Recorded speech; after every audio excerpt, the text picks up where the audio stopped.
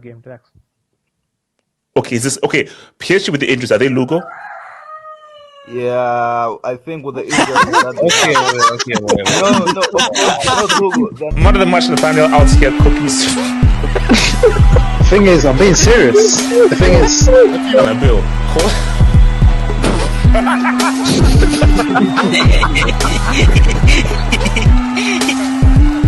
I've got a tiger. Okay, and also I'm not talking about meow meow. I'm talking about with all the billions of Indians, you're still to win an Asia Cup. I think it's yeah, no one.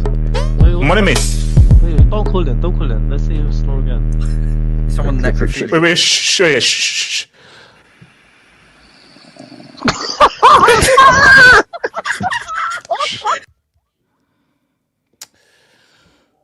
JS, Money Mace, Betsy, Eze, you're welcome. Do we not get a song this week? I want a song. I want alcohol. I want a guitar. No. Because Liam Rosini, he's on his way to. Also, real quick, by the way, Liam Rosini, I think you need to take the plane back to France. I think we have a new manager, the NPC, the random white NPC. That's our new manager. So, guys, we're going to talk about LEP, and we're going to talk about how your so-called GOAT lost to a guy who doesn't even have his coaching license. We're going to talk about that. We're going to talk about a guy who started coaching 7 months ago. We're going to talk about your so-called GOAT LEP. Tell Casey pull up some defending goal. And we're also going to talk about just the tight race with this because, guys, they say no jinx. It's over. It's finito. It's done. There's nothing more to say. A little cheeky detour as Man United, seeing what's happening because he says that I am the manager, not the coach. So what's happening at the Boychester divided? Gonzalo Garcia scores a 3-piece. What does this mean? Should he now be a starter? Is this what Real Betis have been missing all this time? How does it affect Mbappe's legacy? 19-year-old World Cup winner. Hey, how can you come back from there and you're already hating on that's just crazy. 2026, I'm turning a new leaf, man. I'm upping my hate. No. When you turn a new leaf, shouldn't it be less hate? Okay, no, it is. Forget it. Okay. So my thing is, and then we'll then do like a little bit of an AFCON roundup, and of course build up to the Super Eagles huge match against Mozambique. Can you bring up my AV? Bring up my AV. All right. I'm gonna. Maduro? And Have you also, seen the Barca kid? Yeah. Maduro is an avid Barca fan, so. wait, hold on. What? Is that real? That is real. Yes, Wait, that's real? Okay, you know. Okay. Let me know. Shout out to your boy Majuro. Hey, free Maduro turns backwards, man. You didn't do nothing wrong.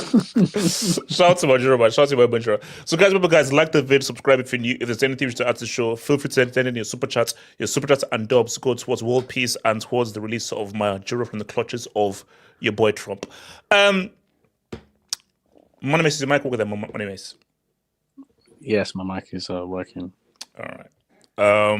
So, Money Mace, is there anything you'd like to say to the streets and to the audience? Can you just quickly pull up my AVI? 1,011 games, 723 wins, 39 trophies. 1 game, 0 wins, 0 trophies. The result of these two managers was a draw. And the one on the right actually outcoached the one on the left. Because if it was not for Pedro Neto, Chelsea win this. Yes. If not for Neto, we win this game. Yeah. So, okay, how do you explain this? Is this just a fluke, Okay, or is the I swear to God, random I don't NPC even know. amazing? Is this fluke or is this random NPC really a future go to the making? So, have we made a mistake? Is this the guy that we should be hiring instead, or was it just a fluke game? Because he coached a derby, he coached a win. I have no idea. Listen, this could be Judge, this could be Black Magic. I have no idea what this is. Because a guy with no badges. Forget minimal experience, not ready. A guy with no badges. He's got no badges against the so-called GOAT. I'll make it even worse. You know he's never been a head coach of anything. In non-league, he was assistant manager. In the academy, he was assistant manager. He's never been a manager of anything, not even like an under-9s team. This is a disaster. What? This is a disaster. Everything he's done has been assistant manager. Go check it. He was the assistant manager of a non-league team called Croydon FC.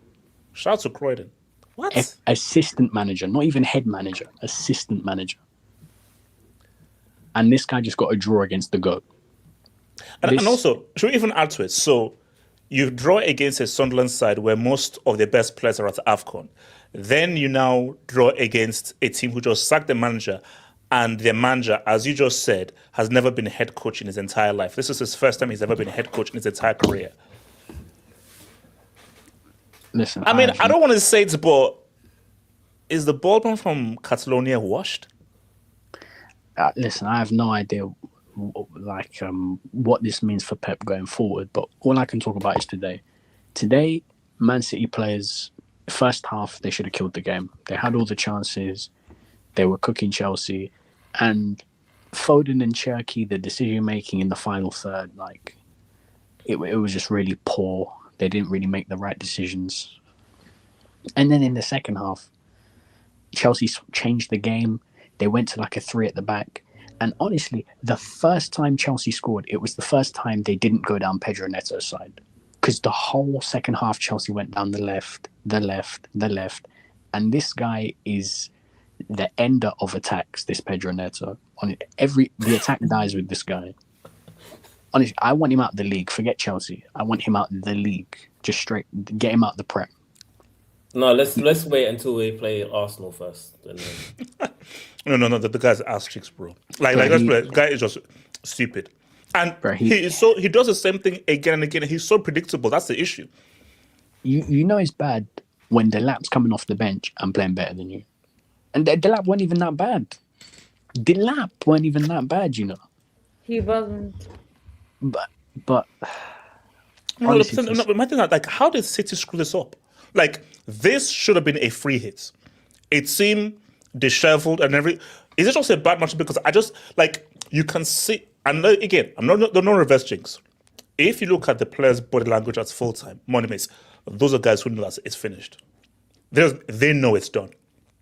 Well, whether they know it's finished or not, you can tell by the way they looked. That's a fuck up.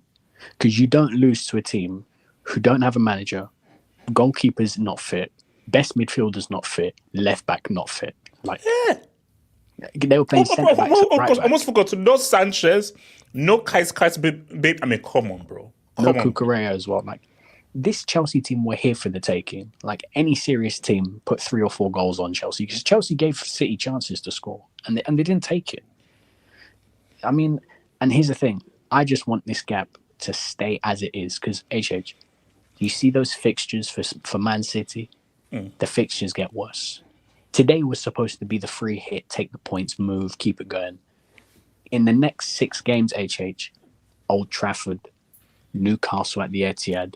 Again, that's what I said this. Anfield. I said this before, and people don't want to listen to me. It's not going to be close. This is not going to the last of the season. It's not going to the second last of the season.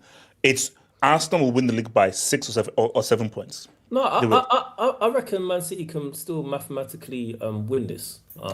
No. We're gonna need some maths later from I don't Abdullah. believe that. So, thank you for a reminder. So, Abdullah, real quick, can we just do a quick math checkup? So, Abdullah, do you still feel City will mathematically win the league by the end of February? I have said I can do it too now. I've already said it. I'm gonna apologize to Betty and Money. I'm just saying, do you still believe that, or you want to take back your statements? No, stand on it. When is my turn? I would talk. I already said it. Maybe I think I jinxed Manchester City like 6 points. Now Arsenal is already on 6 points ahead of them. Lord have mercy. You have affected me, Lord. With your jinx, you have affected me. Child. Wait, okay. who said stand on it? This guy stood on it like that whole stream that day, bro. He was fully behind it. To keep standing on that, bro. Behind it. So hold on. Let me come to so Betsy. Do you agree with me that, let's be real, it's done? The body language of those City players clearly tell me that they know they messed up. They know they screwed up. They know that they couldn't beat a team coached by a random NPC from an MMO. They know the title is finished. Come on. Hold on. AJ, just quickly. Could you check what week Arsenal go to the Etihad? You know, I might be looking for a cheeky guard of honor. Marcus is a match. You are playing a match. It's a match. No, I think it's around the 34th match or something like that. It's April. Yeah. It's April. Better go. I'll check it right now. Wait, better go for it. I think it's a match. So, yeah. Bro. Oh, yeah, the City game is 18th of April. And that's match week what? So 38, 37, 36, 35, 34, match 33. Okay. Oh, wow. Bro, very possible.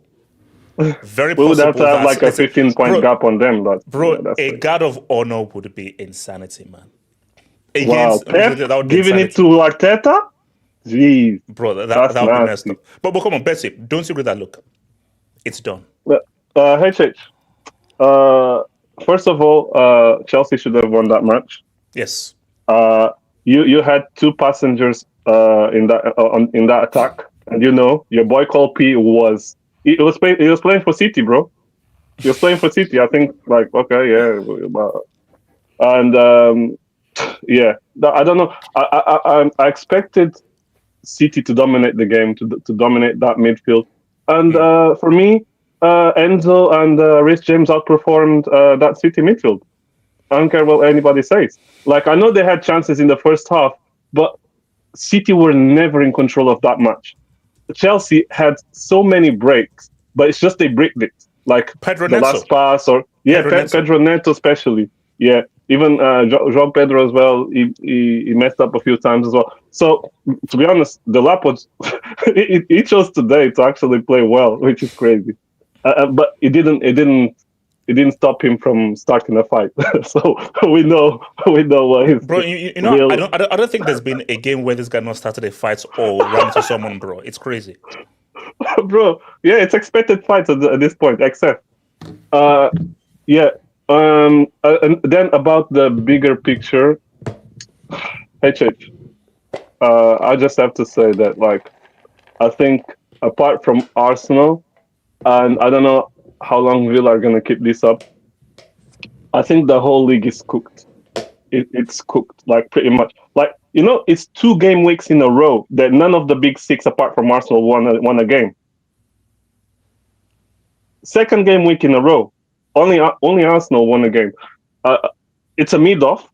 Like, I see Liverpool, United, Chelsea, all these guys, they're going to fight for a top 4, but it's going to be draw after draw.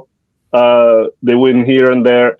And, like, it's crazy. I think, like, what happened was, like, many of the smaller teams caught up the bigger teams. But I think, like, only Arsenal... No. They've caught up, but the bigger teams, I think, have decreased, because I just think that... As well, yeah. Let's be real. Arsenal are playing against themselves. Pretty much, yeah. Arsenal don't have a genuine top quality, consistent team to really match them. City, I don't think City, you can say that they just don't believe that they can win this. So Arsenal's main opposition is themselves. They're playing against themselves. There's no competition here outside of themselves to win this title.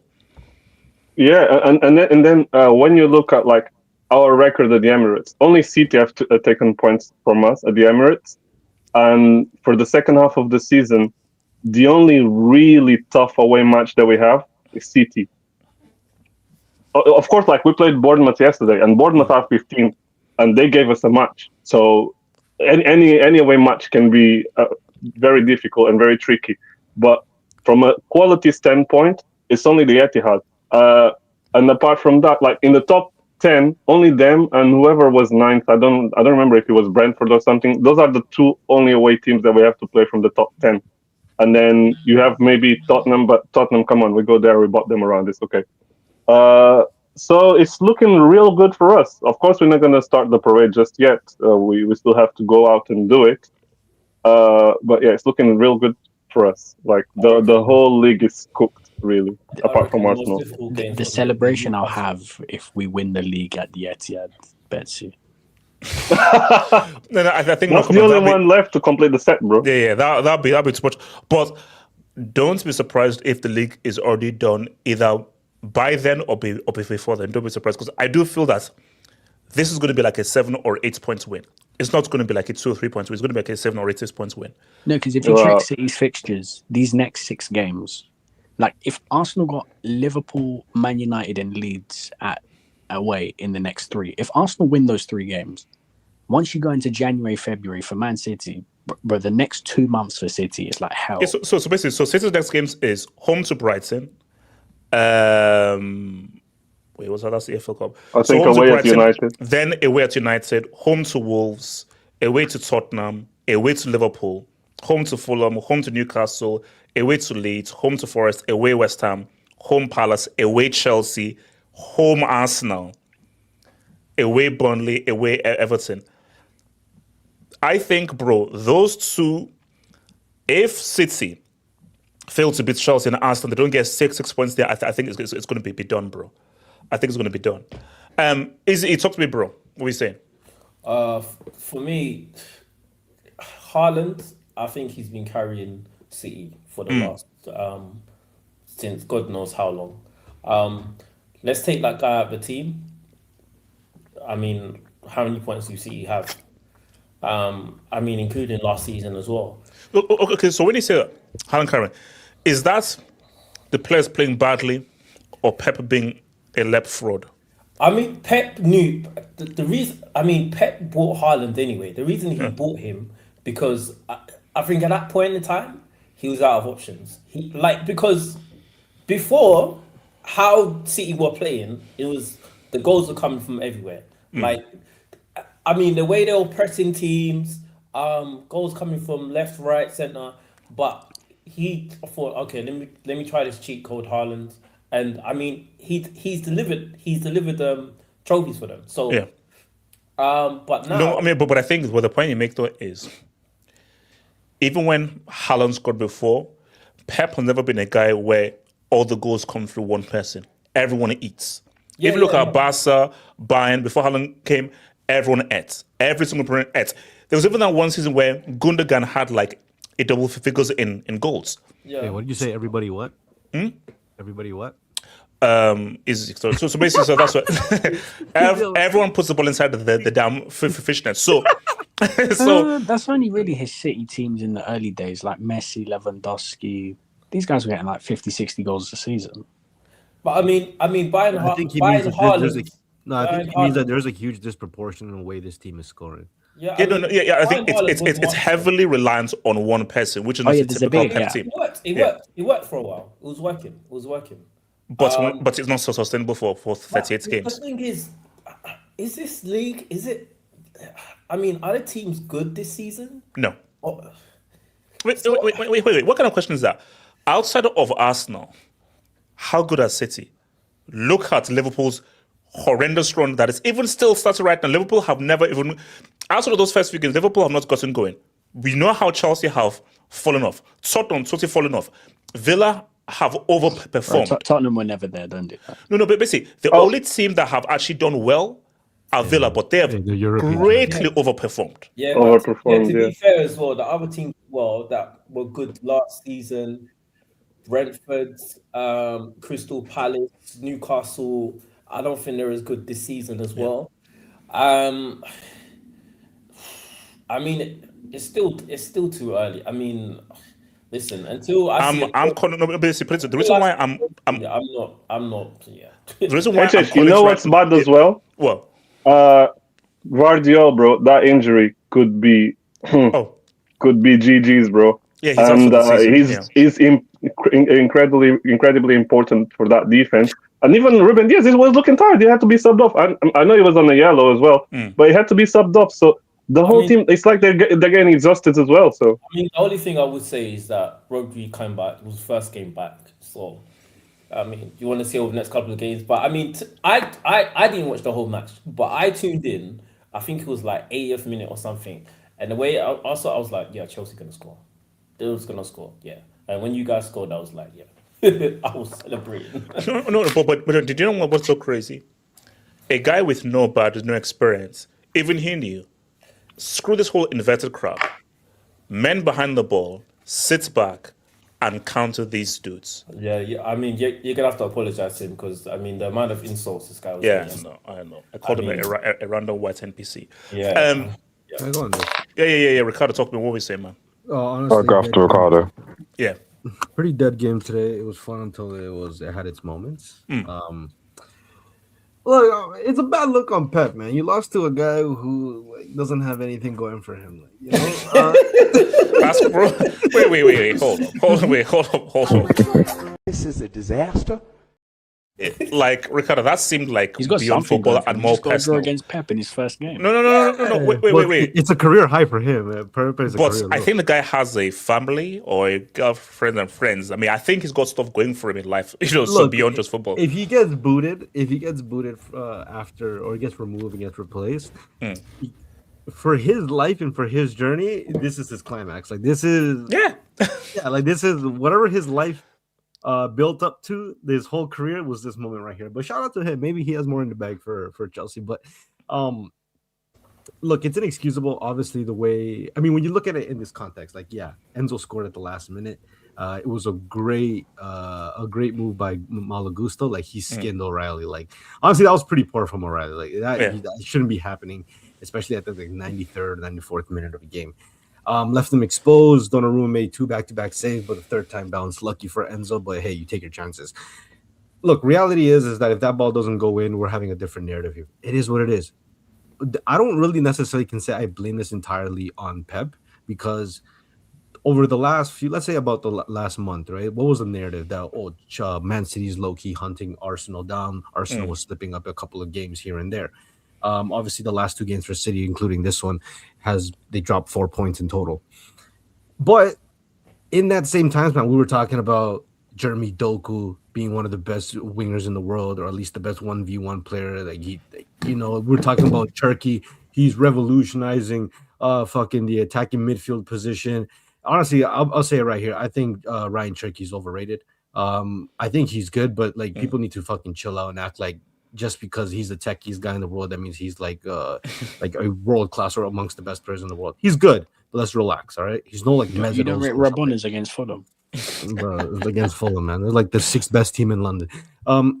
Then there's Foden. Okay, well, he's having a revival. Like purple patch. Purple patch Foden, man. Like he was a Philip Walter Foden today. Yeah. Where were these guys today? Yeah, that's what I thought. They were nowhere. Everybody's saying switching up on Turkey. I've never rated Turkey like that. Like, yeah, he's super techy, super enjoyable on the ball, but he's not that guy yet. He showed. the talent is their ball, but this was at yeah. The talent is there. He's gonna be amongst some of the best players in the world. But let's relax, man. Let's relax. He's good, but he's not gonna ball out every single game enough to call him world class. So, but let me ask you just a real question. Has the league been really low quality overall? Have you been disappointed by just how low quality the league has been? Because Eddie Martin's going to try to spin this up. Liverpool fumbled it more than anybody else. To be honest, I think maybe I wouldn't say it as a totality that the entire Premier League has been low quality, because I think that's unfair to Arsenal. because Arsenal have came third 3 times in a row now, and that's why I said in the beginning that I think Arsenal will get it done because I don't see a world where they come second 4 times in a row. Like to me, that would be insane. Yeah. Like that's actually harder than Man City 4 repeating the league. Like that's insane. Yeah. So I'm still sticking to Arsenal winning the league. I don't know by what point margin. We'll have to see how the league goes. I mean, we're only in like the halfway point, so let's be honest. There's still a lot of league to go. Obviously, it favors Arsenal given the fixtures, but anything can really happen. But I think in terms of your question, I think obviously nobody expected Liverpool to fall off a fucking cliff like that. There was skepticism around Man City just because of the season they had prior. But to be fair, Holland started off great. I think anybody who knows football will tell you that Holland's Wait, hold on, your mic. Can you hear me? Yeah. I just think anybody who knows football will know that Holland's form isn't sustainable over a long season. Like, or else you're talking about a player who's going to score like 50 goals in a league season. That's only ever happened once, and we're talking about an anomaly of a player in Messi. But Holland, like, he single-handedly has put this team on his back for majority of the season. And something I forget who said, but it was alluding to, like, they were relying a lot on Holland's goal scoring ability, and you can't necessarily do that. Just because at least in other Pep teams, everybody else in the front line, like obviously there's your main 2 goal scoring guy, which in this case would be Holland. In other teams of Pep's, it was Lewandowski, it was Messi, but guys around the Ribery, Robin, Pedro, David Villa, these guys were also eating too, right? Here, like there's no Sterling, there's no Sane, which what Aguero had, for example. Like Mahrez is not here. Like who's chipping at these like small? Who's gonna get 10 goals? Who's gonna get who's gonna be the 2 players that get 10 goals? So can I ask? Okay, let me again. I'm just asking a question. I'm just here. I'm just trying to disrupt things because again, I'd like to troll and everything. Do you think that there might be a deficiency in Pep, his ability to manage? Whether can't you create a tactic that can still try to find maybe a plan B or a plan B to try to maximize the kind of chance creation of these players? Because yes, he has changed and he has evolved a bit, but it is still within the same paradigm of what his whole play style is about. And is this a coach who has been more so reliant on how good the players have been rather than just how good his tactics are? I think that's only. I think for Pep, like obviously specifically him, that completely depends on the type of player you have at your disposal. And I think with Holland, you try to switch your tactics. Like there's only so much you can do with Holland because his overall game isn't that refined, right? No. So in a sense, he kind of is forced to play this way because if you try to play any other way, other than the one you're trying to do right now, which is maximizes Holland's goal scoring output, how do you really get the best out of Holland at that point, right? So like I don't necessarily blame him for playing the way he plays and plays towards Holland because realistically speaking, kind of like Lewandowski at Bayern Munich, right? You have a player that can quite literally score you 50 goals average a season. Why wouldn't you maximize that output? Sure, maybe the rest of the guys don't necessarily eat because one thing, like for example, even for Lewandowski, one criticism I had is that you kind of have to sacrifice to play for him, but the trade-off is that he can give you a 50, 60 goal season. And that's the case with Holland. He's a guy who can easily, at his worst, give you like 40 goals. And that's insane. 40 goals in a season and at your minimum, that's absolutely insane. So does this come as a deficiency for other players like your wingers, like maybe your Fodens or your Doku's not being able to score? Because we look at Doku, right? He's a creator. He's a dribbler, but he's also a creator. Cherky, obviously a creator. Foden, obviously a creator. Where are your goal-scoring wingers? Where are the inside forwards? There's quite literally nobody else. There's nobody else. Can I respond to this quickly? Wait. Before I go, I want to go to a thing. And then, so response, Monimese, and then RDS. So quickly. Yeah. So basically, so do you believe that this is a Pep's downfall that we're seeing? From last season, the Club World Cup, and now where, look, nobody stays on top forever. But are we seeing a gradual downfall of a once great? I think when it comes to judging someone like Pep Guardiola, you can't just like giving him 2 seasons. Okay, for example, last season, right? Yeah. He finished what, second or third? I think it was second? Third. No, third. Okay, if that's a fall off, that's a better fall off than most managers are in their prime. Okay. No. Hold on. In relative to him, I'm not saying. But okay, but that's my point. His floor's a lot higher than most managers. Yes. Relative. If you're talking about even relative, right? Because you're saying fall off, but you're saying fall off of any manager or fall off relative to Pep. Because if you're saying fall off relative to Pep is only coming third place and then being second right now, and it looks like they're gonna comfortably finish second, maybe because I don't see Liverpool really bouncing back. Is that really a fall off? I mean, like this would be the first time in his He just had his divorce, though. He just had his divorce. He needs to go take a break. But this is the first time in his career. Let's say if Arsenal win this year, right? Let's say if Arsenal win this year. It's the first time in his career, which is like almost 20 years, where he doesn't win the league. After it'd be the fourth time in 20 years. Not very often he loses leagues. Exactly. No. But okay, what I'm saying though is that have we ever had as many questions about Pep throughout his career as we've done in the past two seasons? But it's easy to say that when he's been successful like 90% of the time. So. No, 100% no. But all I'm saying though is that at no point in his career have we had any questions as to like all through Barca, all through Bayern, through the Man City.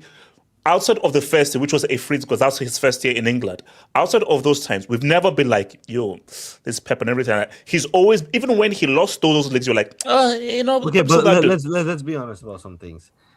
I always say this, the team he had at Barca, the team he had at Bayern, I think those two teams have consistently, now granted, he's been at Man City longer, but I've had higher highs than this Man City team. Of course, you could say like 100 points, 98 points, yeah, like for example, he's won the triple with Man City when it was not really, but I still think on a talent level, that Bayern Munich team was probably more talented. Yes, for sure, easily. Right? So I know it sounds a bit crazy to say this, but of the teams he's coached, this is kind of like the lesser team he's coached, which happens to be in a, I guess you could say, more competitive league. So it kind of scales in that sense. But I still think what he's accomplished over what you might your mic. Let's just say he loses this year again. He comes second place, and next year he wins the league. What are we saying about the 2 years prior? He's not winning the league next season. No, but let's just say on a hypothetical that he wins the league next season. What does that say about the last 2 years? Was he declining or did he just fix up? Like no, but you see, this is my theory. If he wins, if let's say he wins the league next season, or this was a blip, my theory is, I think this is the downfall. As in, what we're going to say is that he's not going to win the league or UCL for the foreseeable future. That's just my prediction. I mean, if that's the downfall, man, I want that downfall. No, but come on, Ricardo, that is it. If you drill for oil and you can spend the GDP of several continents. That's great, in general. But every team in the Premier League is spending high relative to the rest of Europe. So I mean, let's keep it peaceful. Like let's not act like. Can I respond to this? Wait, last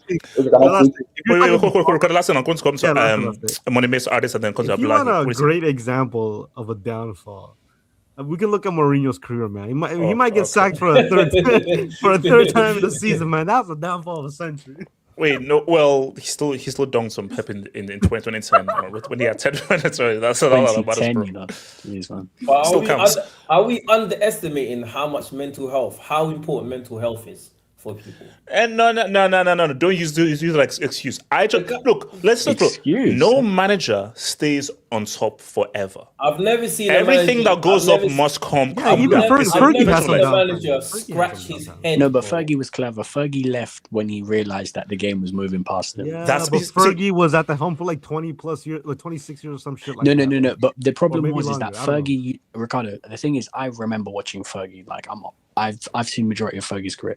Fergie always used to poach the best players from other teams. But the problem is that when Man City came into the league with their money, he couldn't do that anymore because Man City had more money than Man United. Yeah, but that's not really an excuse. It's like everybody's pocket watching Man City, like they're spending in Naira and everybody else is spending pounds. No, it's not. It's not pocket watching. It's more. Wait, hold on, time out. So Ricardo, so there's a new IFAB referee rules for 20 to 26. Here we go. Any anti-black, anti-African, anti-Nigerian is an automatic Well, I'm automatic upping yellow. my racism at that So I'll let this challenge go. But now you know. Anything anti-black, anti-African, anti-Nigerian is an automatic yellow. Ever since you got pressed by Nomad, you gone softer. I'm not gonna lie. Hold on, just to respond to Ricardo. First of all, on the Alex Ferguson point, it's not Man City have money, so he stopped. You do realize I'm just saying Fergie's squad building was, Newcastle have Andy Cole who's scoring all these goals. Let's go buy him. Cantona have Leeds. Let's go buy him. They did the Bayern. Van Persie have Arsenal. They did the Bayern. Dwight York, Villa. Yeah, but that's I don't see the problem. Rio Ferdinand, West Ham, Leeds. That's what he used to do majority of the time. But when Man City came in and matched Manchester United's money, he couldn't do that anymore. So then he left. He couldn't take Fergie's actual scouting of getting players who no one had ever heard of. It's Bebe, Jemba, and like flipping Anderson and Clemson. Like Fergie's actual scouting ain't great. So Pep has more comp. I seen Ronaldo was part of that, but anyway, we'll leave that. Ronaldo was scouted by Ricardo. and then no. I'm just saying, so like he's the best football player I've ever known is Fergie Scout was absolutely awful. Sure. Did Ronaldo not get scouted by Wenger and shown around Arsenal first, and then to be fair, increased the bid when he heard? Money mates.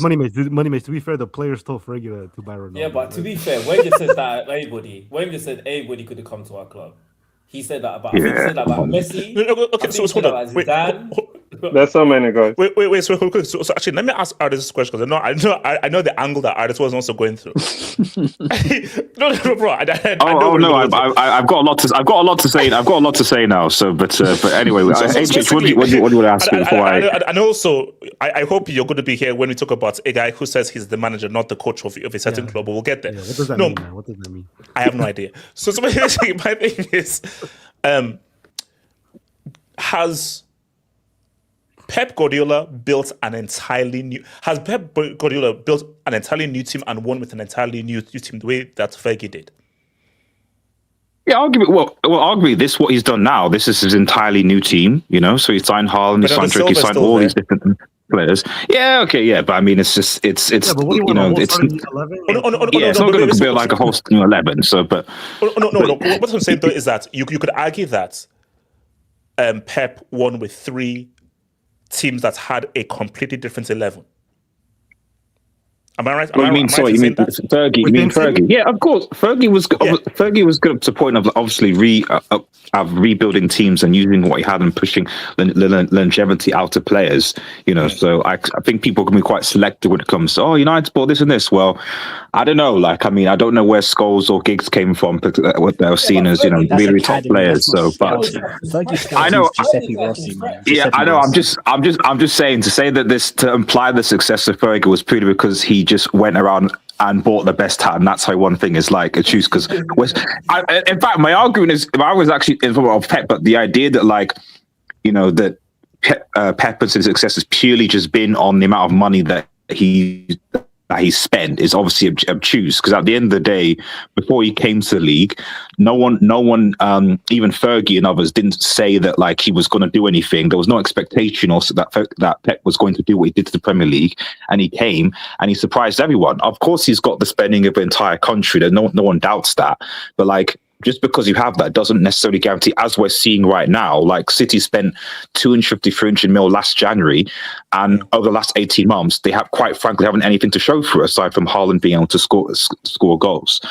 As far as the games today's, as far as the games today's concerned, like at the end of the day, I mean, I was listening to what he was saying on the Hangout yesterday regarding and the impression. I mean, I don't know where is Casey here.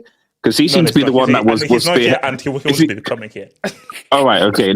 Because he seems to be the one that was spearheading this, like Chelsea going to get dunked and going to get circumcised. The impression I was getting that there was going to be a sort of, and I didn't really kind of understand where it was. I'm still surprised that this. No, I don't want to be surprise, but like obviously it's a positive result that Chelsea got away from. But the idea that Chelsea were going to go to the Etihad and just get spanked from a City team, when the City fans also thought they were going to go away to Sunderland and put 4 or 5 past them, despite the fact that Sunderland have been unbeaten home. But yeah, because of Manchester City, we have a right to go everywhere and dunk on everyone and not respect the game. So I watched the game. It didn't look like there was a City. Yes, they had their chances, but didn't. Unlike Arsenal, who look like they actually want to league, City just look like they're playing. They want to compete for the league. Like it didn't look like they were like, right, we're desperate to we need to score the goals. And even today, we saw that as well. Like they had their chance in this game. They didn't take them. They got punished at the end, and it was 1-1. So all I think that changed was that people basically saw what City were doing. Over-reliant on Haaland, were thinking, right, it's going to be like always us. The rest of the league is crap. We got these games. They went to some of these teams. They underestimated them.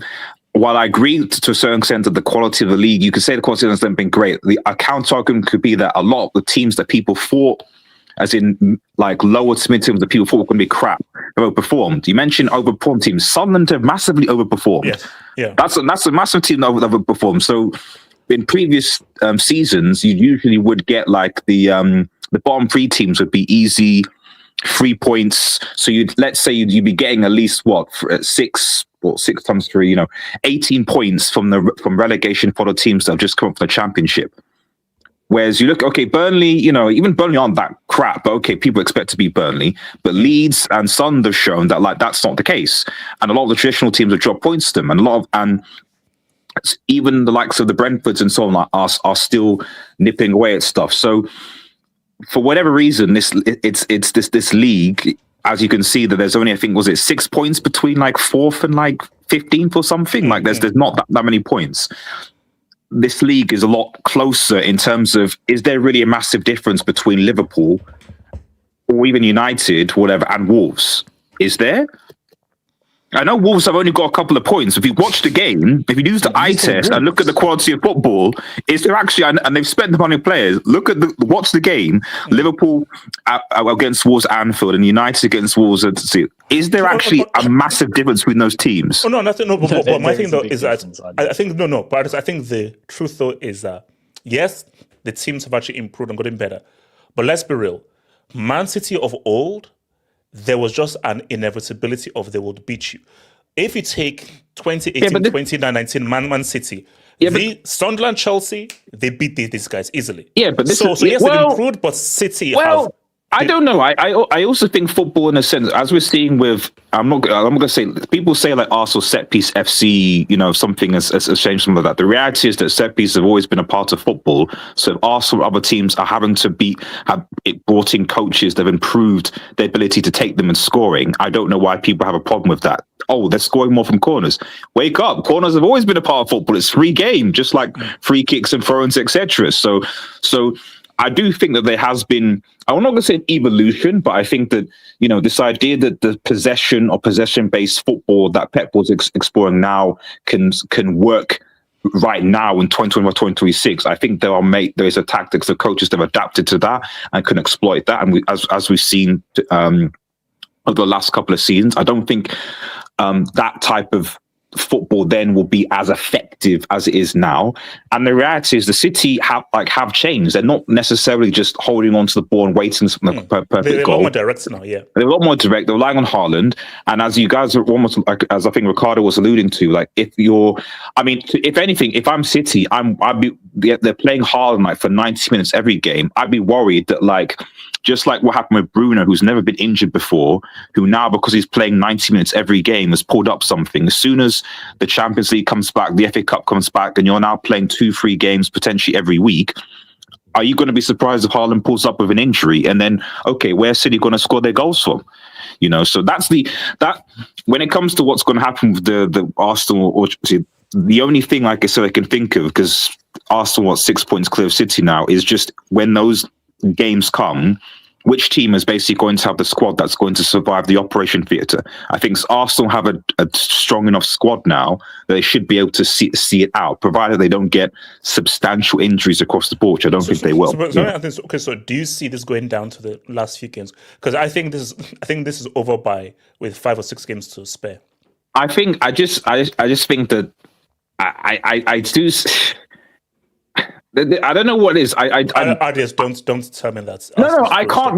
Because the thing is, it's just that it's easy to say now, but like I always say, as soon as the Champions League, and it's the same thing with in La Liga and other teams as well. As soon as you're playing 2 games a week, potentially 3 games, like that is going to have its toll.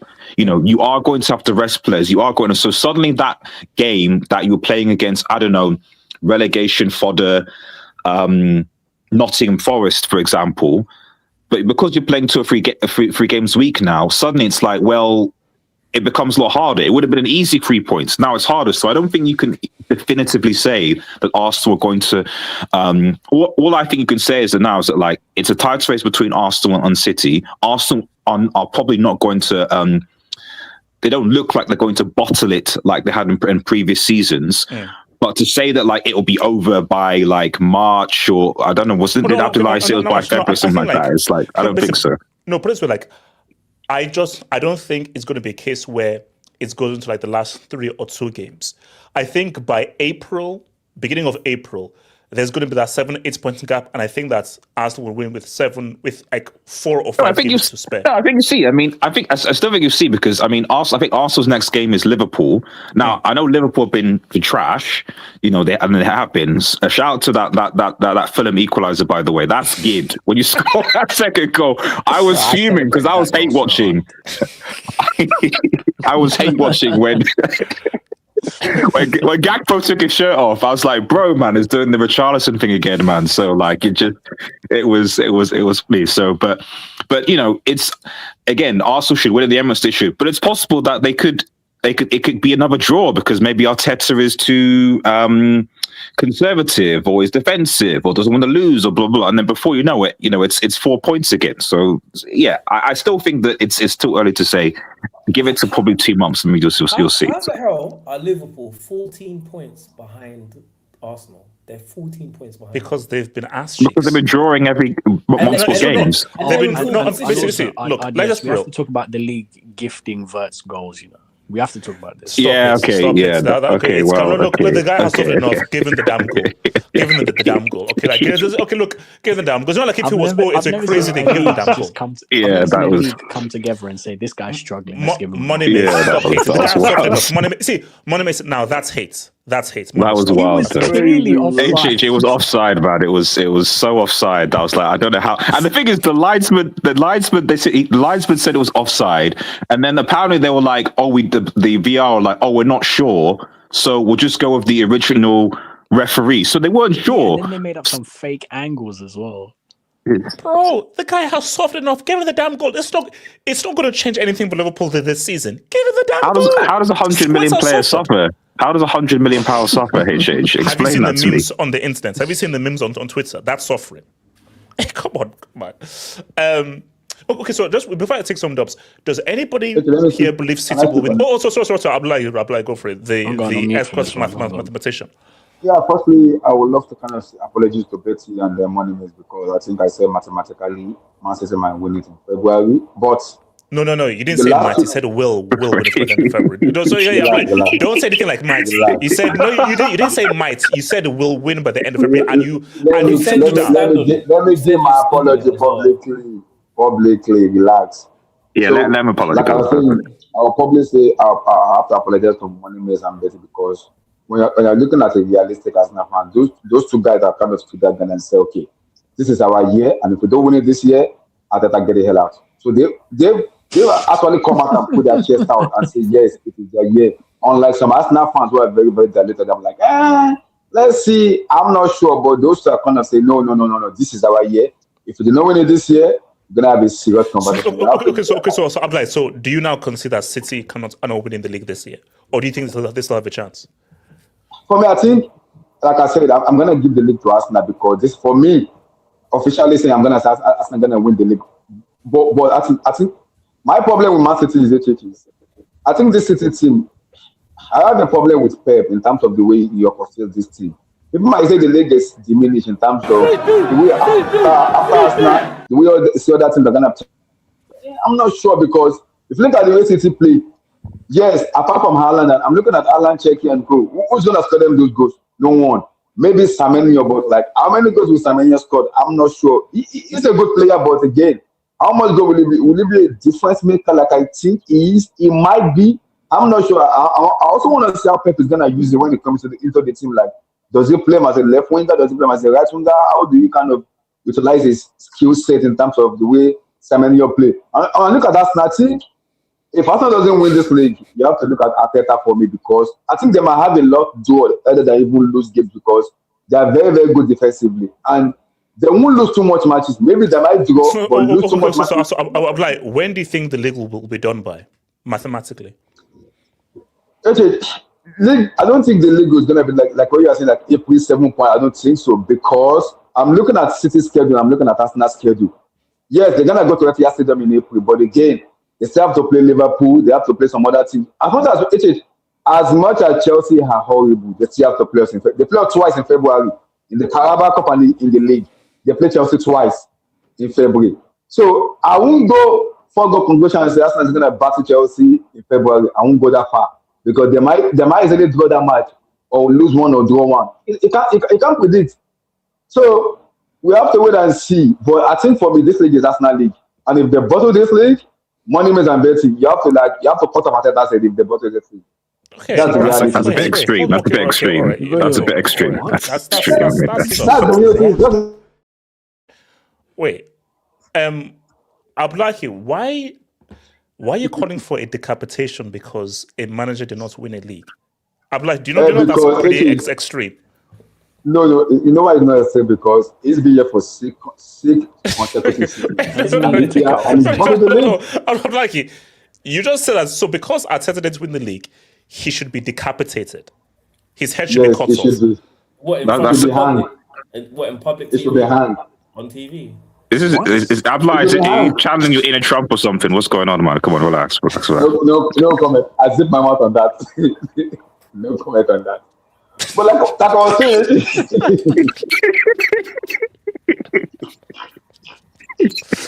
I'm like, what like I was saying, but I think.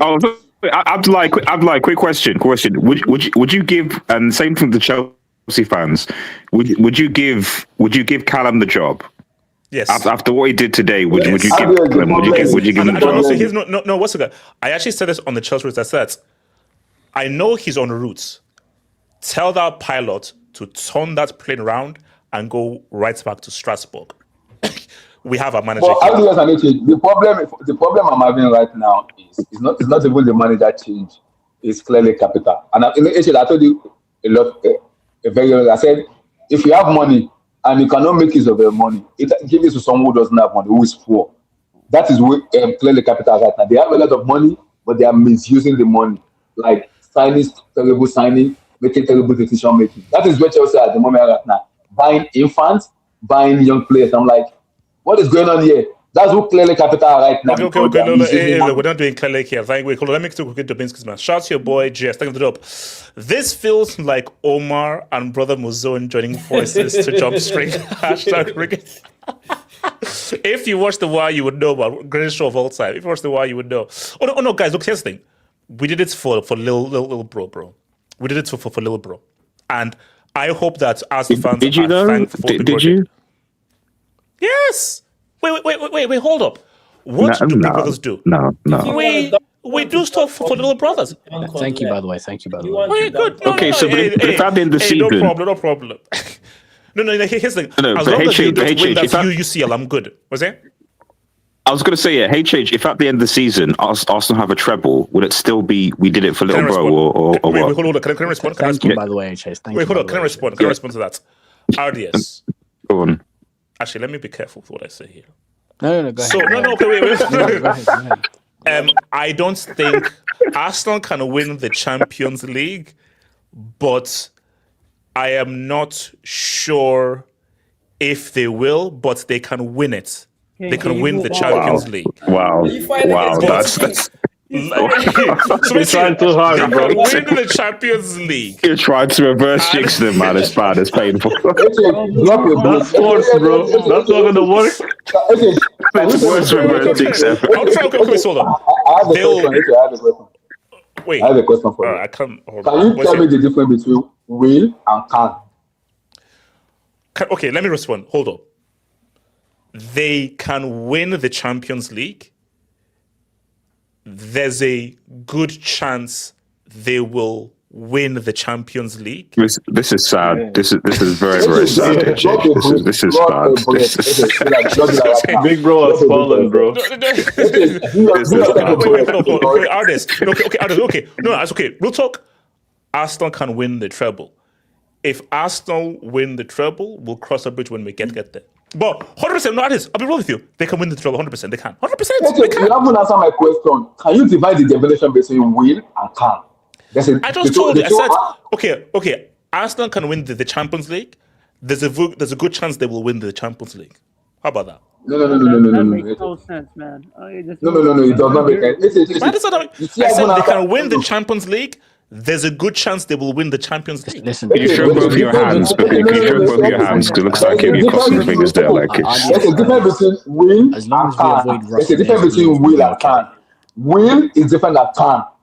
Can is you are doubting them, maybe they can because you are not sure. Will is you are definitely sure they will win it. That's the difference between the two. Okay, no, wait, hold up. You cannot say something for certain. I can't predict the future, so I don't know what's going to happen. I understand what H is trying to do because there's two potential worst nightmares that can happen this year. And that is CR7 winning a World Cup and Arsenal winning a treble. And HH only has enough juju for one of these two things. so therefore, he has to try and balance it out behind what. So is it going to be to stop Arsenal winning a treble and being the biggest club in London? Or does he need to stop CR7 from winning a World Cup? No, he's going to stop CR7. No, wait, hold up. I'll be real with you. He hates Cristiano more than he hates Arsenal. Yeah. Wait. Money miss, an Arsenal treble? No. Answer this truthfully. You can only pick one, and you have to live in this timeline. Cristiano World Cup, Arsenal UCL.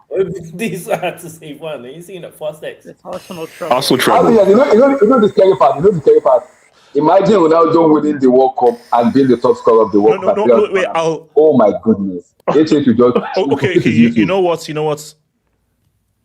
A treble for Arsenal. No, because I know HH don't like Arsenal, but treble Arsenal Cristiano wins a World Cup and he wins best player. As hard as it is, bro. Guys, a Cristiano World Cup that's like completing football, bro. What if you avoid? Ronaldo winning World Cup at the age of 42 years. Wait, sorry, Simon, what's it? 42. It doesn't count if he's running coach. What if you were able to avoid Cristiano winning the World Cup, but it means that England win the World Cup somehow, some way, and Declan Rice is involved in the damn conversations? Would it still be worth it? Rice more Ballon d'Ors than Hazard. Yeah. Take it. Like, damn, bro, he's better than Wait, hold on. Guys, that you're asking stuff that's impossible. These are impossible questions that you're asking. Impossible? Interesting. I can't impossible. It's impossible. Impossible, you said. So Arsenal winning a treble is impossible. Is that correct, HH? No. I said these are impossible questions to answer. That's what I'm saying. No, guys. I'll be real with you because, you see, guys, I'm running out of my narratives and everything. I need Arsenal. Okay. R9 has to live. No, isn't it? Can't Arsenal just keep take the Premier League? I need you not to win a UCL, bro, because I need that double win. You know the most scary part about it that HH will have to just end his YouTube channel is if Alejandro Garnacho just win the UCL for Chelsea. HH is finished. He's finished. But if Arsenal win the UCL, he's finished. Say congratulations on because now his narrative with Garnacho, oh my goodness. I don't even rate him as a player, but imagine it doesn't matter. Chelsea won it, bro. I would like you. Do you believe that Liam Rosinho is going to lead anyone anywhere? You really believe that? Di Matteo, bro. Di Matteo did something, bro. Hold. So, Alex, in response to your thing, I don't know what the answer is because an Arsenal treble and a Cristiano World Cup, those are crazy scenarios. But I am leaning more towards. Guys, so you're content with being lead. So Arsenal win the treble and we never win the. It's not you never. You can win anything you else want afterwards. But for this one season, Arsenal win the treble.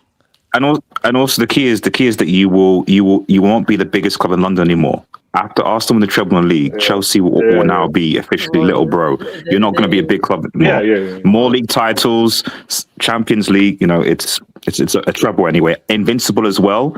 Just every achievement that Arsenal have will supersede Chelsea's achievement. But remember, RDS, 15 goals. 15 goals. God damn. 15 goals. RDS, that's crazy, bro. You're on 40 now, by the way. Let's flip it. What if Chelsea does what you guys said? Win the table. It might be the biggest clap in the entire world. Imagine that happen. Oh my goodness. Everybody, we won't see the end of it. We will not see the end of it. All that happens is going to be look at it now, because that is an Arsenal treble or a Cristiano World Cup. That's crazy. Possible. No, basically, my initial thing is fine, give them the treble. I can't let Cristiano win the World Cup. But a world in which they are the London club that have the only treble and we don't, that's crazy. And they're invincible. Treble and invincible as well. Nah, that's crazy. What is it about a CR7 World Cup that just hurts you so much? Like, what? HH's goats die at that point. All of his goats are dead if Cristiano wins the World Cup. He is a real Ronaldo. Bro, the only person that can live through a Cristiano World Cup is Messi because he has one. And he's done everything else Cristiano's done. Everyone else does. R9, Zidane, Dino. No, guys. Guys, I tell you right now. Like, I might slit my wrist if Cristiano scores the World Cup winning goal, bro. I might slit my wrist. Can you stream it? HH.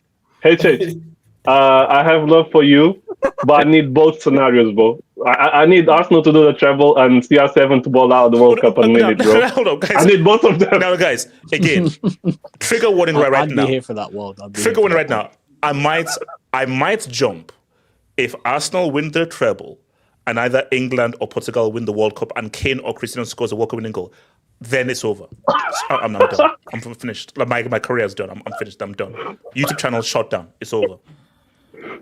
Yeah, I have no hope. Yeah, but England win the World Cup. If England win the Cup, is that the only reason? No. RDS, if England win the World Cup, Farage will be announced as Prime Minister the next day. Well, we need to see you on football. Okay, there is that. We have to see you on football terrorists with flowers, bro. That'll be great. Okay, shout out to boy Hamza. Thank you for the dope, Hamza. I personally don't call it title unless the points gap is bigger than the number of games remaining. But if Arsenal get to 9 to 10 points ahead, City teams of the past may have been able to overturn this one. So remember, again, City have never lost a close title race. Every time they've lost, it's been a massive gap. I guarantee you it's going to be a massive gap. Well, but again, what makes you think they're going to turn over that gap when defensively they're not better than Arsenal? Midfield-wise, I don't think they're better than Arsenal. And then you're looking at attack. It's only Haaland that's really getting you output. No, but that's the point. That's what I'm saying that like they're going to be screwed. That they're not going to win the whole thing, bro. That it's going to be. And these guys, what's disheartening for them is they went on a 7-game winning run, and at the end of it, they're 6 points behind us. No, I think basically these two games were games that that you would expect them to win. Sunderland missing all of these players, and Chelsea with an NPC as coach, and they dropped points in both games. So it's screwed up. Shout to your boy, yours truly. Congrats, Asna, LEP, and 47. Rodri, #Maresca in. That's about Maresca, bro. And also, why are we repping poor man's Bemendi, bro? Shout to Niger LFC TV. Tell Bernardo stand up straight and clap. Bro. He's never clapped one guard. Never. He's never done. You know what? Here's the thing. I actually like that energy, bro. I'm sorry. I like that energy. Why do I have to clap? Oh, being a good sportsman. No, I'm a bad loser. I don't have to give a guard of honor to you. Or I have to clap. But bro, if City have to give us a guard of honor, I think that's when Pep goes on a second sabbatical, bro. Okay, let me ask a question to you and the panel. Do you guys think if Semenyo comes in, it might be a bit more quality to the team to Manchester City, or a little bit less? The defense is ass. The defense is ass. It doesn't help them. I don't even think it's HH was like them playing towards Haaland. I think the biggest issue is how they're doing it. They are so focused on building up through the center of the pitch that when teams pack out the middle, they can't do anything because Nico O'Reilly, Matthias Nunes, they're not good enough in 1v1 situations to get past someone and put in a cross. I actually think City's best team has Doku in it, in my opinion. But also, say what you want about this player. I know this player triggers some people. Pep is missing a João Cancelo type player. They don't have a dynamic wing back type of a player, so it restricts the kind of creativity that they have. 100%. Yeah, So- but that's just they're missing a wing play. Aside from Doku, they don't have Yeah, any. but it's that's why I'm asking that Yeah, question. That's that's the point, man. that's why I'm asking you. Wait, hold on. Hold on. Shout out to Whimsical. Bezzy and Mace, please share your emotions on winning the Premier League after more than 2 decades. Mad respect on staying loyal. Look, I think it's done, but I know where Betty, Monemace, and Ezzy are from. Chill. Until it's mathematically done. Wouldn't it be funny the same day they win the EPLs, the same day Messi retires, man, and they don't end up winning it technically in Messi's lifetime, bro?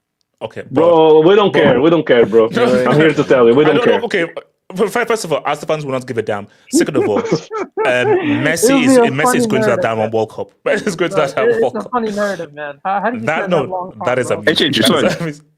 Yeah. Just going back to the treble. I know I'll put this treble to CR7 question aside, but just one scenario that I just thought of that might make it. Let's just hypothetically assume that they secure that treble by beating Chelsea in the Champions League final.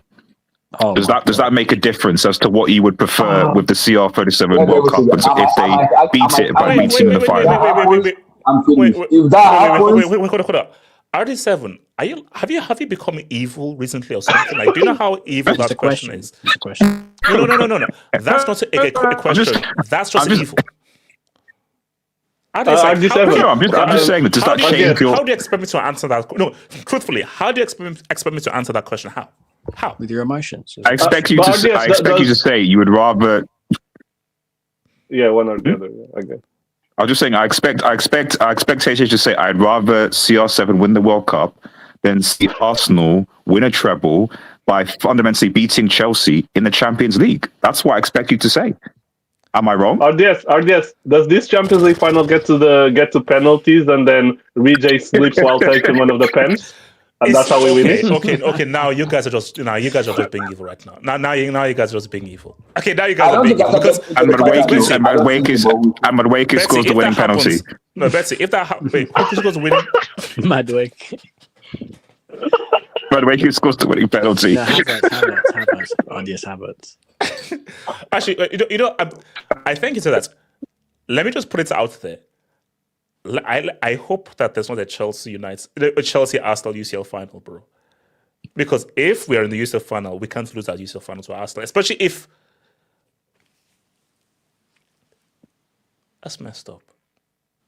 That's really messed up. Okay, let's just pray that doesn't happen. Let's pray that.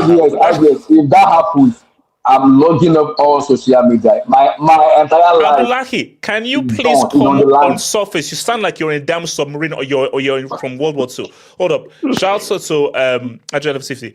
Well, halfway through the season, have the panel evaluated the big things from last season? Okay, wait. I'll come back to that. I'll come back to that. Shout out to Talent MC. Who's more talented, Pedro or Delap? Pedro. Who made more impact, Delap? Who gets clowned more, Delap? The itis can follow their sister. Look, Talent FC, man.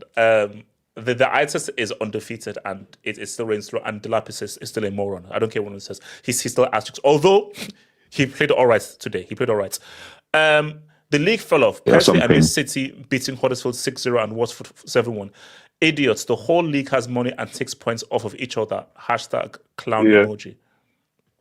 Yeah, look, I think I don't think the league is worse. I just think like the big teams have decreased quality. The mid teams have actually improved. Villa have been amazing. Yeah. And sometimes as well. One thing, I have a feeling that the PGMO might a little bit screw Arsenal over in some situation in this league. Though I have a weird feeling it might happen. I don't know. Don't bring that into the atmosphere, bro. Come on. I'll be like, just stand on your mathematics for February, bro, please.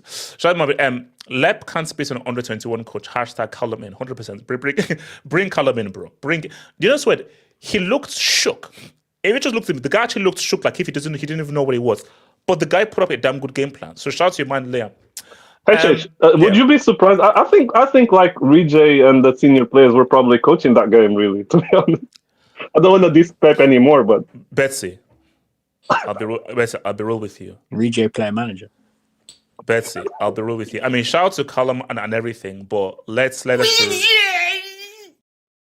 I think Pep lost to a bunch of players coaching themselves. No, because Betsy, I am pushing that. Because Betsy, I'm going to push that narrative. Thank you. Let's be real. Pep lost These are senior players who are experienced. Do you really believe that he is going to enforce anything? He told those guys that, look, what are you guys comfortable with? What do you want to do? Fine, just do it. I think that was Chelsea vibes, with the players just vibing out. And City couldn't beat a bunch of guys vibing out amongst themselves. That's crazy, bro. Not good, man. Not good. Just go and have a kickabout, bro, guys. Yeah, basically, they lost. Basically, Pep lost to a kickabout. That's what we lost to. Shout out to Maman. Juben going down the Maresca road, finally going to be sacked. We're gonna get there. And nowadays, you need to speak with your manager because there are thoughts that Burnley might be his final game, but we'll get there. Talents FC. Fergie left at the right time. He was 72, you effing moron. Did you want him to die managing the team? He coached in the 80s and 90s, 2000s, 2010s. Wore a CL for Wenger. Look. Actually, wait, hold on. So he was 72 when he retired? Yeah, but he didn't want to retire. It's true. But remember, his wife was ill. No, his wife was ill. And literally, he left the game because his wife was... No, Evra said in the podcast, in the summer of 2013, Fergie said, Ronaldo's coming back, we're going to get Bale, and we're going to build, and we're going to win the league. And when the board didn't promise him that, he retired. But Evra literally said this in the podcast. It's true. That is what Evra said. So, do you believe Evra, or do you believe the whole thing with his wife? I don't know. I believe Evra, so black. No, I think both. I think both can be true. I think you can be like, oh wait, I'm not going to get. So I can see lighting. I'm 72. I've got this circumstance, but also these board are a bunch of clowns. So why am I going to spend another 5 years and get a heart attack at 75 doing this mess? No, fuck it, I'm leaving. So yeah, that's. I think both are true. Jesus. Wow. Wait, Ziman, don't. You already know. Ziman, don't. I said don't. Ziman, don't. Because I know we're going to say just don't. Don't. Poor timing. Henri, spelled Onree, MLS at 30. Runaway when social media boomed. Wait, what's that supposed just out of curiosity. Can we see the picture of... What's that even supposed to be? Hold on, Just out of curiosity, for English Talent FC, can we see the picture of Rooney at 39 versus Ronaldo at 41 with their shirts off? I just wanted to This is a disaster. English Talent FC is a United. I don't think. I think so. The guy is a Churchill soldier. HH wearing the Jalen Suggs headband around the neck. # inspiration. No, this is like a snood. So again, I told you I'm around the world, but I'm currently on the British Isles. It is effing cold. It is effing cold. Bro. So I have to basically pretty much go up with and also this skin isn't used to this kind of weather. As for Pep gross spend per season is higher than Fergie's with inflation. Fergie gross spend is 3.5 billion in 26 and a half years. Pep's is 2.5 billion in 9.5 years. So gross spend, is that with selling? Let's bro. Pep has spent more. But then Pep again, has spent more. This doesn't put into consideration the average. I don't know. I don't think it puts into consideration the amount that he spent and the amount that he's actually won. So it was worth it. And you're looking at other teams, and I'm wondering, do other teams also have more than what Sir Alex Ferguson spent in the modern era compared to how much he spent in 26 years? So obviously, when there's inflation of players. Netanyahu really about to win. No, don't call him that. Arsenal have actually been looking good. They put 4 past one of the most informed team in the league. So that whole Netanyahu thing, you can't say it right now. Arsenal are actually playing well and they're just scoring goals. So now you can't do that. Whimsical. But isn't the reality for quite some time, Premier League's football quality on the pitch has been subpar, with the Liverpool City rivalry often masking it. Okay, I'll keep it a stack. Growing now, you guys will say, dinosaur tax. And maybe others can speak to my alternative age as well. I think the Premier League was more exciting in the late 90s, 2000s than it is now. 2000s. Yeah. I agree. I agree. Late I wouldn't say 90s. late Basically, the 2000s man's is a the bro. best. I would say yeah. No, I'm gonna put say it late this way. 90s to 2000s. You had guys like Middlesbrough had like Ravanelli and Juninho. Sheffield Wednesday had Benito Carboni and Di Canio. Tottenham had Giginola. Newcastle had Aspria. You had all these quality, amazing players in like mid teams and everything like that. No, but wouldn't you say Mark Viduka. No, but wouldn't you say He's good. wouldn't you say what balances that is a squad quality as of the modern era in terms of they have the ability to compete consistently compared to eras of the past where they were relying on 1 to 2 players consistently. In this era, you're seeing more. I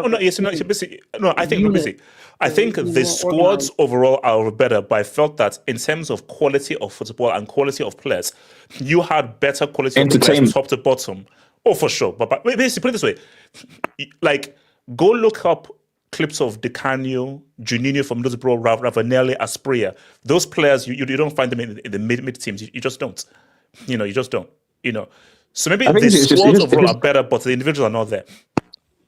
It's just entertainment. I think that's it. I think it's more of a stylistic thing about how modern football is again much more a system-based approach, and that's not just the top teams, it's also the mid-bottom teams, championship teams. Maresca came from Leicester and coached a system in the championship, so you're seeing much lower mid-table teams still employ a system approach to football, whereas back in the day, that wasn't the case, and not for every team, most teams, it was far more entertaining to watch. So that's probably what you're referencing anyway. Okay, this is crazy. Shout out to David T. Ruben Majura has declared his dictatorship. Oh God. That's wild. That's wild. You need to. David, you need to relax, right? I'm seeing Man United fans tagging Trump like, "Oh, there's this guy who's a threat at Old Trafford." All right. No, wait, hold on. We'll get there. Okay. Arsenal win the double, or CR7 gets the World Cup. Pick one.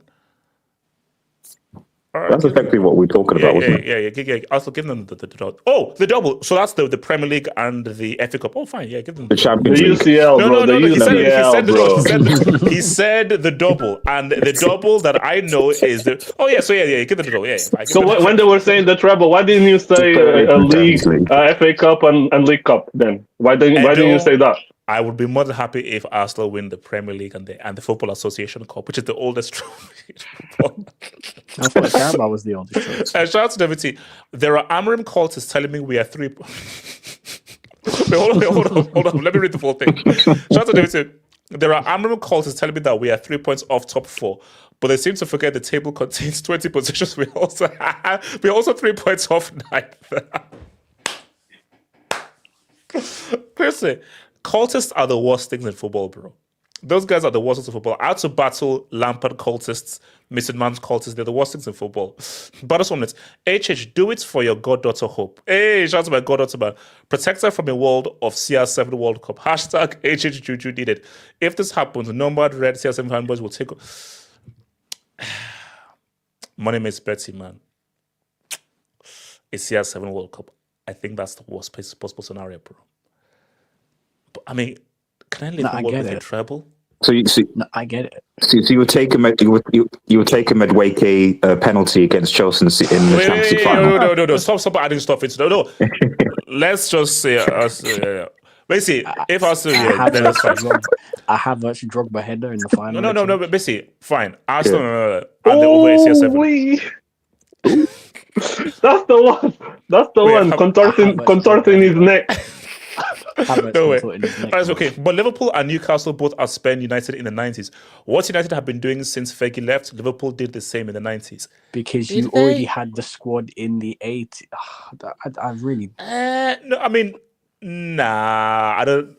Bro, nah. Liverpool Fergie was poaching every team's best players. Like, HH, you're old enough to remember. Fergie, who finished second this season? Or Fergie went to that team and bought their best player? Well... Now, I don't know where Villa finished because he took Dwight York from Villa, and Villa were not really that high. But I don't think that was the only thing he was doing. Roy Keane from Nottingham Forest. Cantona from Leeds. Mark Hughes, Paul Ince from Blackburn. Like, bro, this guy's been poaching players for the longest time. But look, like, if they want to basically for me, I call that I call that good. I call that good. Artists is back with the artists. Is back with the artists.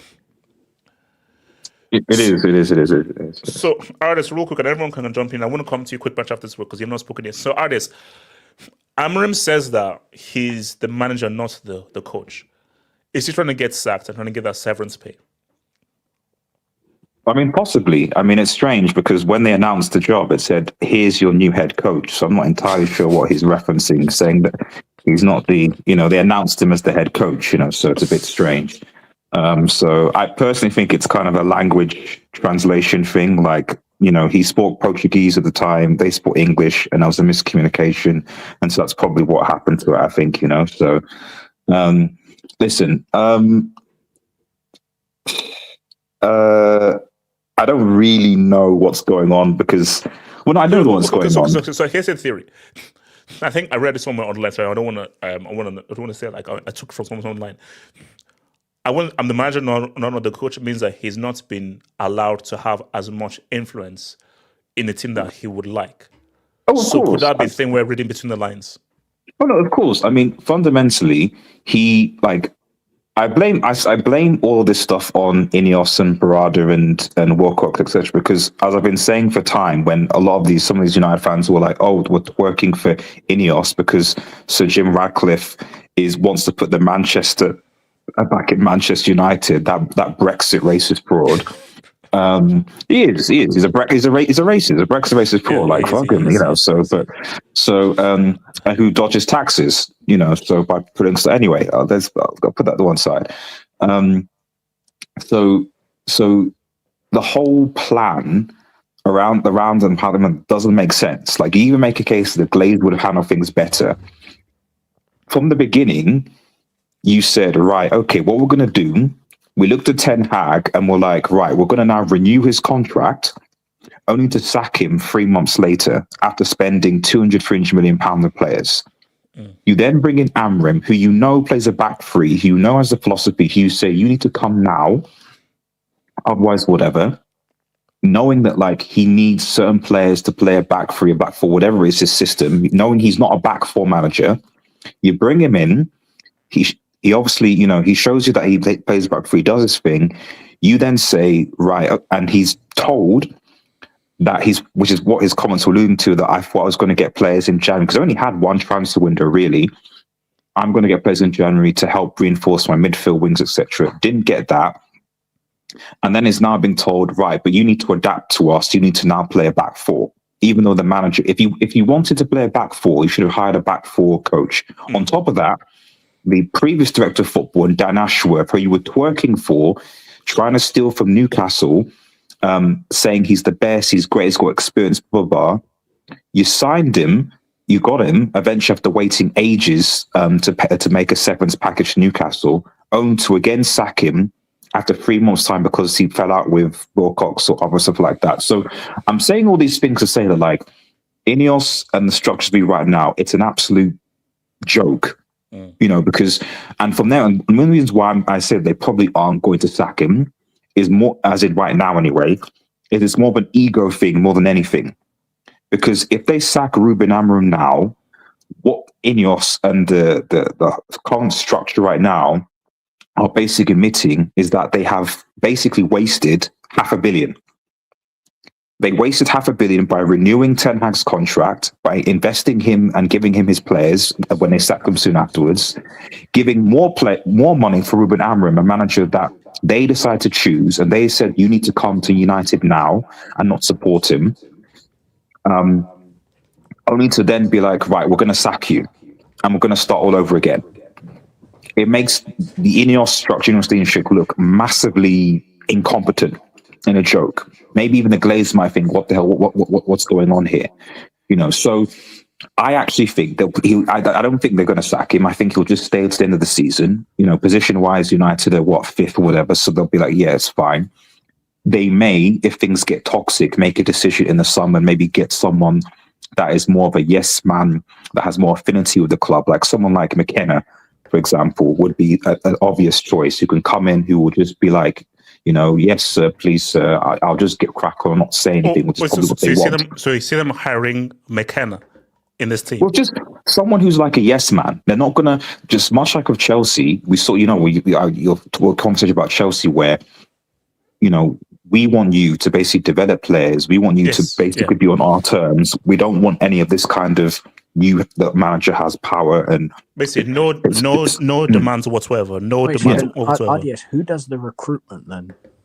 If you're hiring a head coach, apparently it's like him, Barada, and I mean someone in comments can correct me, and Wilcox. They're like all on like a panel or something. So they have conversations about it, about who the players. So I'm not gonna lie. It's not like Amorim is like unaware of who's coming in. I think the issue has been that he was told that I think it was Wilcox was going to be bringing players that are going through the system, only to be told, no, you need to adapt your system, and you're not getting players in January. So he's Brexit, man. Well, you told me that you basically lied to me. That's why he said, I'm doing my job. I need these other guys to do their job. Wilcox, Brad, or whatever aren't doing the job that they should be doing. So, but anyway, like at the end of the day, because this for me, there's a very ego-driven system and culture in United right now. And even though people saying it's going to go, and so the reason why he's not been sacked or he's not going to be sacked is purely because it will look really, really, really bad on the Ineos structure right now. Because because this is the product guy. Because they've brought this guy in for the product, so you're already going to say that your product is already a failure by sacking him. Yeah, and like I said, on top of that, you guys are the ones. You guys are the ones that actually renewed Ten Hag's contract only to sack him and give him payoffs. So the amount of money that's been wasted for these guys for this project has been obscene. So as far as what United are going to do for the rest of the season, I generally, with the way this league is, I generally have no idea it's going to finish in top 4, 5, or 6. I don't, because Chelsea, Liverpool, United, all these teams have been so inconsistent that I wouldn't be surprised if next week United, for example, beat Burnley, because I think Liverpool plays Arsenal next week. I probably see them losing to Burnley. No, we're not going to lose to Burnley. You can clip me. We're not losing to Burnley. We're not losing to Burnley. Clip me. We're not losing to Burnley. We're not losing to Burnley. Yes, this is the bit of the season when when United, if they win, they get into the top 4. Like you've done this like 4 times already. Exactly. No, exactly. Exactly. So I'm not. So I don't. The point I'm bringing that up is that I don't know how this is going to end. All I know is that he's not going to be going anywhere.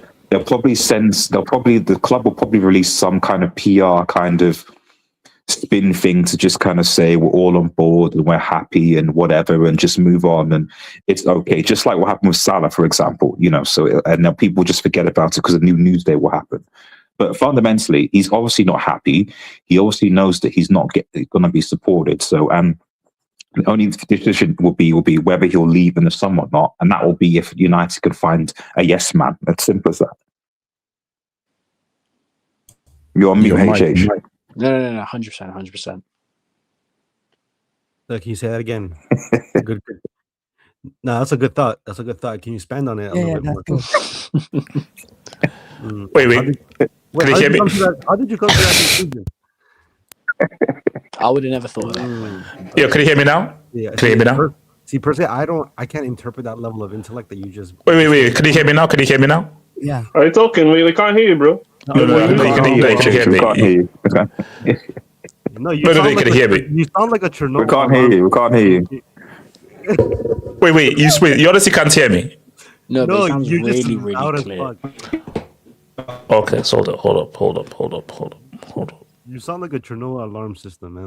Okay. How about now? Yeah, Better now? There we go. All right. Okay. So quick question that comes to you. So quick question. Thoughts on this whole Boychester fiasco? Yeah, I actually want because I'm assuming from what it sounds like, RDS is Amorim out, and I guess Ineos out or whatever. But I actually want me and him to have a little back and forth because what J2S, I guess I was trying to have that with J2S, but I guess he was so emotional, he couldn't really think straight. Damn. So with RDS, where did you predict United to finish this season? the goal. Prediction. RDS, your mic is in the upside. Can you hear me? Yeah. No, bro. I think 11 is using your mic. It might be Wi-Fi or something. Yeah. 11 might be using your mic, bro. This guy's kicking up with Vecna and your boy Vecna say what's up. So a quick boy, what kind of points were you making? So my thing is like the result today, obviously against the Leeds. The players is just not good, man. So is this better? Yeah, better. It's better. Yeah, this is better. Yeah, that's better. That's unfortunately. Okay, so just a quick answer to that question. The goal was fifth. My prediction was probably somewhere between seventh to 10th. Money Mix, why were you laughing at fifth? Why were you laughing at fifth? No, I'm sorry. It's just like I didn't think he'd say the goal is fifth. I thought he said I'm predicting fifth. No, the goal. No. Come on. They almost got relegated last season. Yeah, fifth is so you know. Why would I predict we finished 15th? Why would I predict anything higher than like for me it was just trying at least get close to around Champions League spot. But after 15th, like after that season, like no, like my prediction would have been around 7th to 10th. So does that answer the question? Yeah. So because that's where you are right now, and I think that's where you will finish roughly about. I'm assuming you want Amorim out because of what the play style. No, it's not just the play style. It's like his in-game management, as well as like his overall management. I'm not sure is conducive long term. So, for example, like I'll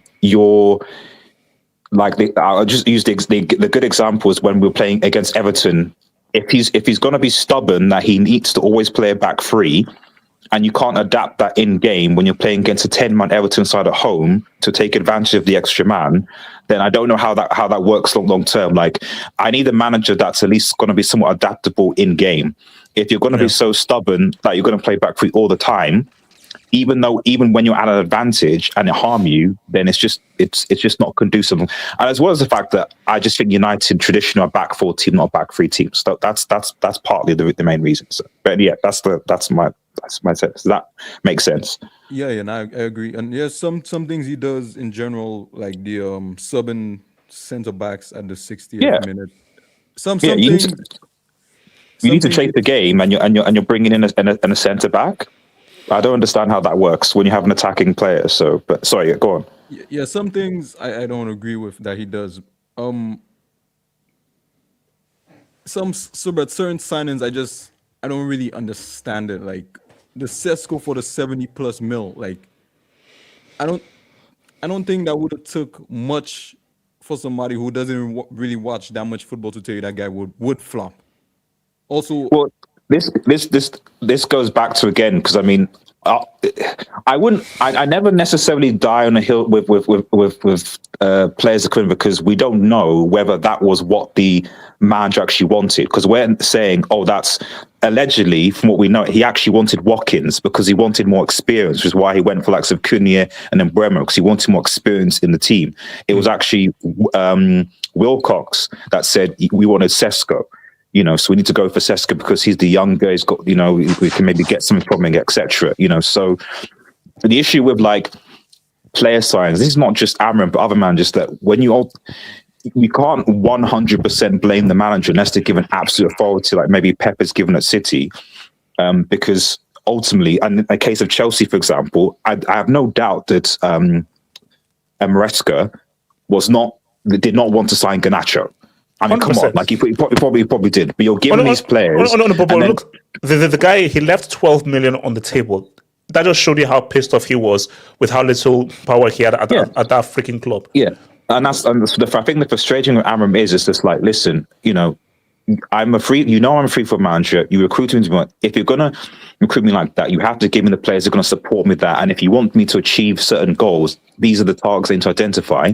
You're not going to give that to me because you want to achieve your own, agenda, whatever that is. I'm going to be frustrated as a result, you know. So I still want the manager gone, because I don't think the philosophy and his attitude is conducive to Manchester United long term. But I also can empathise and be like, well, this is on Ineos and the board for thinking that they could bring in a 3-4-3 manager and get him to now change what he's built his entire career on, because he's at Manchester United, and then not actually back him with those players. Because effectively, I'm not counting Dorgu because he's a youngster. He's only had 3 signings, and that's it. And they've been good signings. So my thing, if you sack Amorim, do you hire another product manager, or do you hire a win now, get a manager? It's more in terms of the tactics and the shape, not really what they're trying to do now. He just said a yes man, and the high yes man, the high yes man. But yes, to be fair to the club at least, like I can understand not wanting to sign Ollie Watkins. Like the guy's nearly 30, he's not really a proven goal scorer. If you're a club looking at it from an investment standpoint, you'd probably think this is a guy who could easily tail off at any point, and now you're stuck with some washed up guy who's going to be on 200, 300k a week. So I do get it from the club standpoint, but I do think like you shouldn't, even though you shouldn't be getting Watkins, because I do think he'll tail off quite soon. You shouldn't go to the other end and then go get a Sesko who's like nowhere near proven. Exactly. And you spend 72. Watkins wouldn't have been 72 million. Let's keep it a stack. He would have been maybe 40, 45, something like that. And you know he's going to be at least, Watkins is, I don't care what you say, Watkins is at least going to give you maybe 10 goals minimum at the United shirt. Like, I'm not saying he's going to give you 20, but it will. Sesko was just going to be another, is he going to adapt to the league? What's he going to do? Is he going to get the adaptation service? tax? Yeah, adaptation tax. Let's see what happens. You know, so I think I get you. I think that in an ideal world, it would have been both. You have an experienced striker and an up and coming striker, which is what for me, Højlund was supposed to be the up and coming striker, and then United would have got an experienced striker. Instead, they didn't buy the experienced striker. They bought Højlund to be the experienced striker, then and spend 70 million on him, then sold him, then brought another person to come in who's a young, experienced striker, and then so this is what I'm saying is like, I can't blame Aaron for that. That's all Ineos. That's all the ownership being stupid and thinking that you're going to bring in a kid to lead the line for Manchester United and then replace him with another kid and expect something different to happen. That makes no sense. No. I think unless United change ownership and the ownership structure, it doesn't matter who they hire. They could hire Moses; they will still run through the same issues if the structure doesn't change. That's just facts. What are you saying? Yeah, no, I was just going to say, like, a majority of the fan base is placed, like, from what I've seen, at least 85% is putting it on Amorim, saying the terrorist thing. And as I said, I agree to a certain extent, but in the position you are right now, and again, where I think you will finish, I just need to see another summer of what type of transfers they bring in. And I know certain players will leave, as I said before, like with Ugarte and Luke Shaw. I don't know why Dalo is still there. The guy does nothing well. Like, he's poor going forward. No, bro. Dalot is ass chicks, bro. But that's so. How much do you really want Amorim to do? And again, I heard the long-term plan in terms of the 3 at the back might not be sustainable, but fans want to sack him, and then Ardia just said a yes man might come in. But then now you on your way to doing a 20 like Arsenal. So now where does the club go at that point? It's difficult because the issue with them is that they've bought and this is the issue with sacking so many different managers. The best Manchester United have been since they sacked, since Fergie left, was when Oli came in for Mourinho, because Oli's system was at least similar to Mourinho's system. So the transition was easier for the players. But the problem is that they sacked Oli, then they brought in Ragnick for a couple months, who's high pressing, 4-2-2-2, 4-4-2. Then they got rid of Ragnick, then they brought in Ten Hag, who plays a 4-3-3 or 4-3-2-1 total football. Then you sack Ten Hag, and then you bring in the 3-4-3 with Ruben Amorim, and it's like, The problem is that United don't fully commit. They do one or two windows of a manager, and then you'll end up lumped with like a bunch of players. So like you've got Ten Hag players with Oli players with Ruben Amorim players, and none of them fit like a singular system, and you're just stuck with a bunch of guys. I can see where you're coming from, but I generally don't think. Let's be honest, the modern day game, managers aren't meant to last for more than. They're not, 3 to but you 4 should get a seasons. manager who suits your last system for an easier transition. I don't think the manager matters as much as the vision. As long as you show consistency in terms of the type of manager you're hiring, and there's a level of consistency behind the practices that are being applied by the manager. But Zeman, that's that matters but Zeman, more that's than but Zeman, that's than the manager itself. But Zeman, that's the problem. No United fan knows what the vision for Manchester United is. We don't know what the vision is. Is it 3-4-3? Is it 4? Is it? There is no vision. That's exactly the problem. And also remember, because there has to be a clear ideology. The issue is that each manager is so radically different philosophically. Yeah, you're having to have such a rapid change of personnel. So because there's no through line from manager to manager to manager, that is why there's going to be that adaptation period. And within that adaptation period, fans are going to get discontent. They're going to get pissed off. And you're just going to unsack him when things go really badly. The other thing is, for me, I thought they should have stuck with the Ole Gunnar Solskjaer transition system. Because I actually thought, people can say it's revisionism and whatever. I actually think during Ole Gunnar Solskjaer's time, United actually played good football. Like, it was entertaining. Yeah. Greenwood, Ole would cook with his team. Ole would cook with his team. No, because also, but you know what the issue is? The biggest issue is managers to today. I would bring him back, right? But yeah, but see, the issue is that managers to today are stuck to one system. You see, managers back in the day would manage where they've got a plan A, a plan Z. Insults, that's all he wants. He can work with anything. So the issue right now is that if you hire a manager right now, he does not have a plan B. You're hiring a philosophy merchant. No, but that's not. I don't think that's necessarily a problem. As long as you have continuity in terms of the managers that you're bringing in, if they have the same style, it won't be as much of a problem for you. Another thing is, you're looking at the manager market. Majority of the best managers are youngsters, like they're young upcoming managers. And with those, it's 50-50. Look at the top clubs. The only experienced managers that are there is Hansi Flick. You have the likes of Luis Enrique and Pep. The rest of them are full of a bunch of managers that are still trying to learn on the job and improve consistently. I think it's more so about the style. That's the problem. Their whole recruitment has been a problem because of that, and that's the part I don't understand. Why would you hire and this is for the management staff? Why would you hire a guy that plays 3 at the back when fundamentally majority of clubs don't play that, unless you're trying to do an overhaul and the next manager is going to have to deal with having players that are 3 at the back. So it's like what's the point? You're not going with what's been consistent in terms of trending. You're not even using that as a platform. You're just hiring a random manager and you're going with his ideas. You don't really have an idea of your own. So you're a slave to the system and the manager at that point. I agree. Like, I do think they made a mistake moving away from the style of football Oli played, because the only reason it failed is because they went and they bought Ronaldo, who then couldn't do it because he was too old. And that wasn't even, and Oli didn't even want Ronaldo. The club literally put it on him.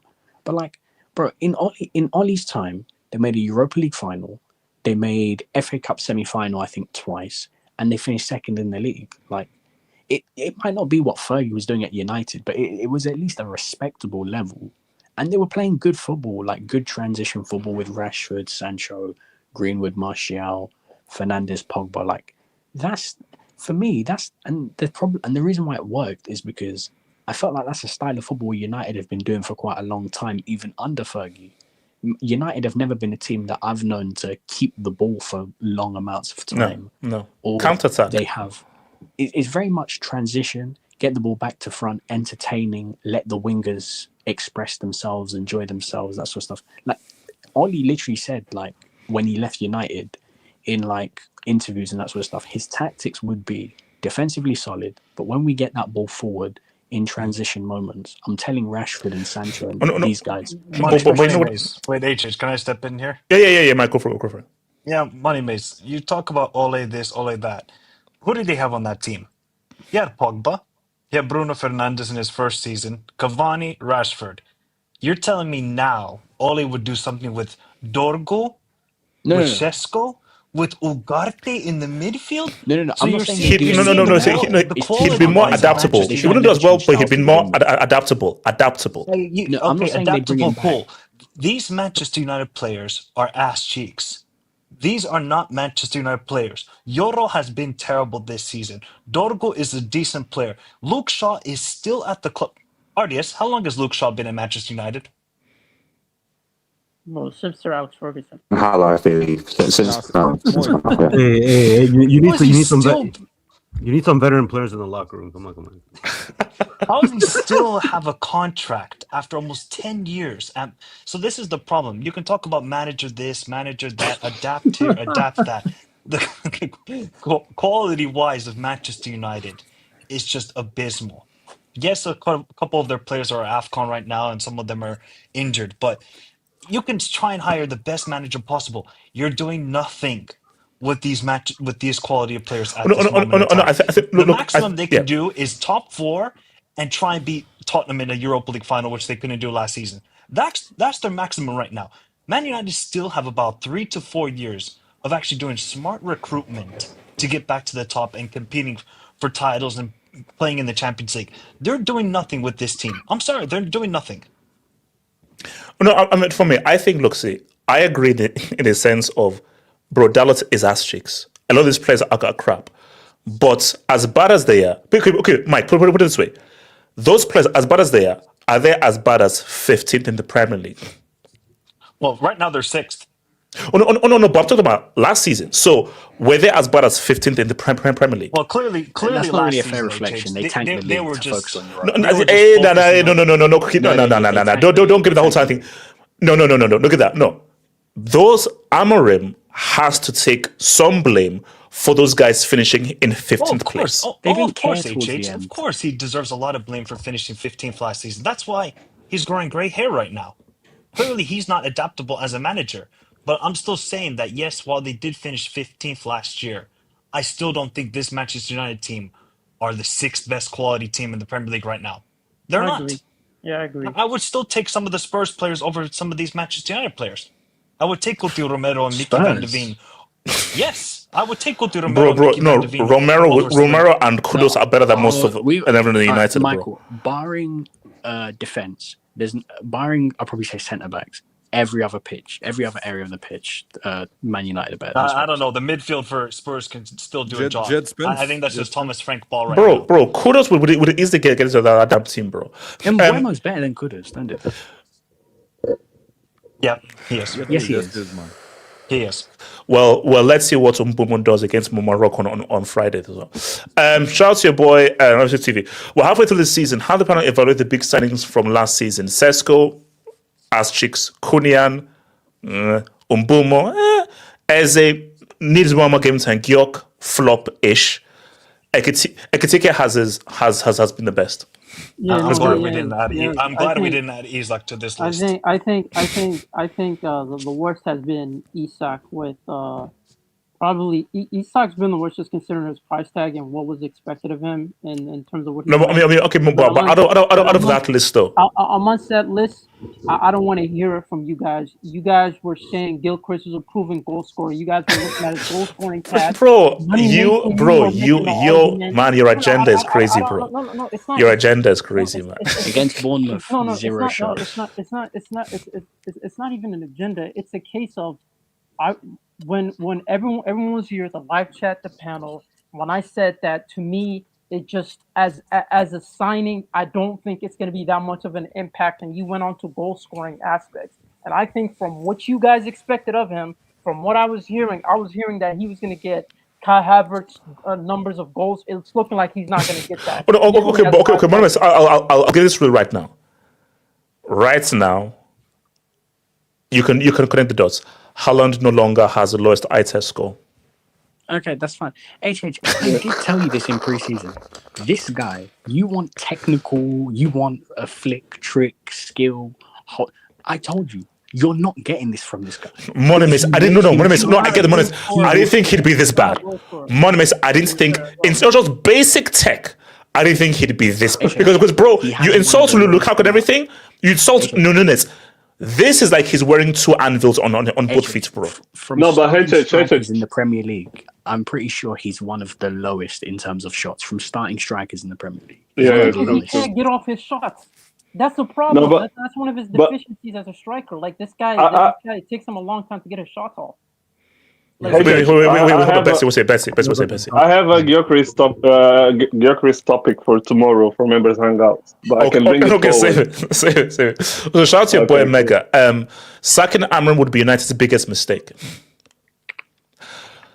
If United finish trophyless on page 2, you still keep him? If they finish top 7, you keep him.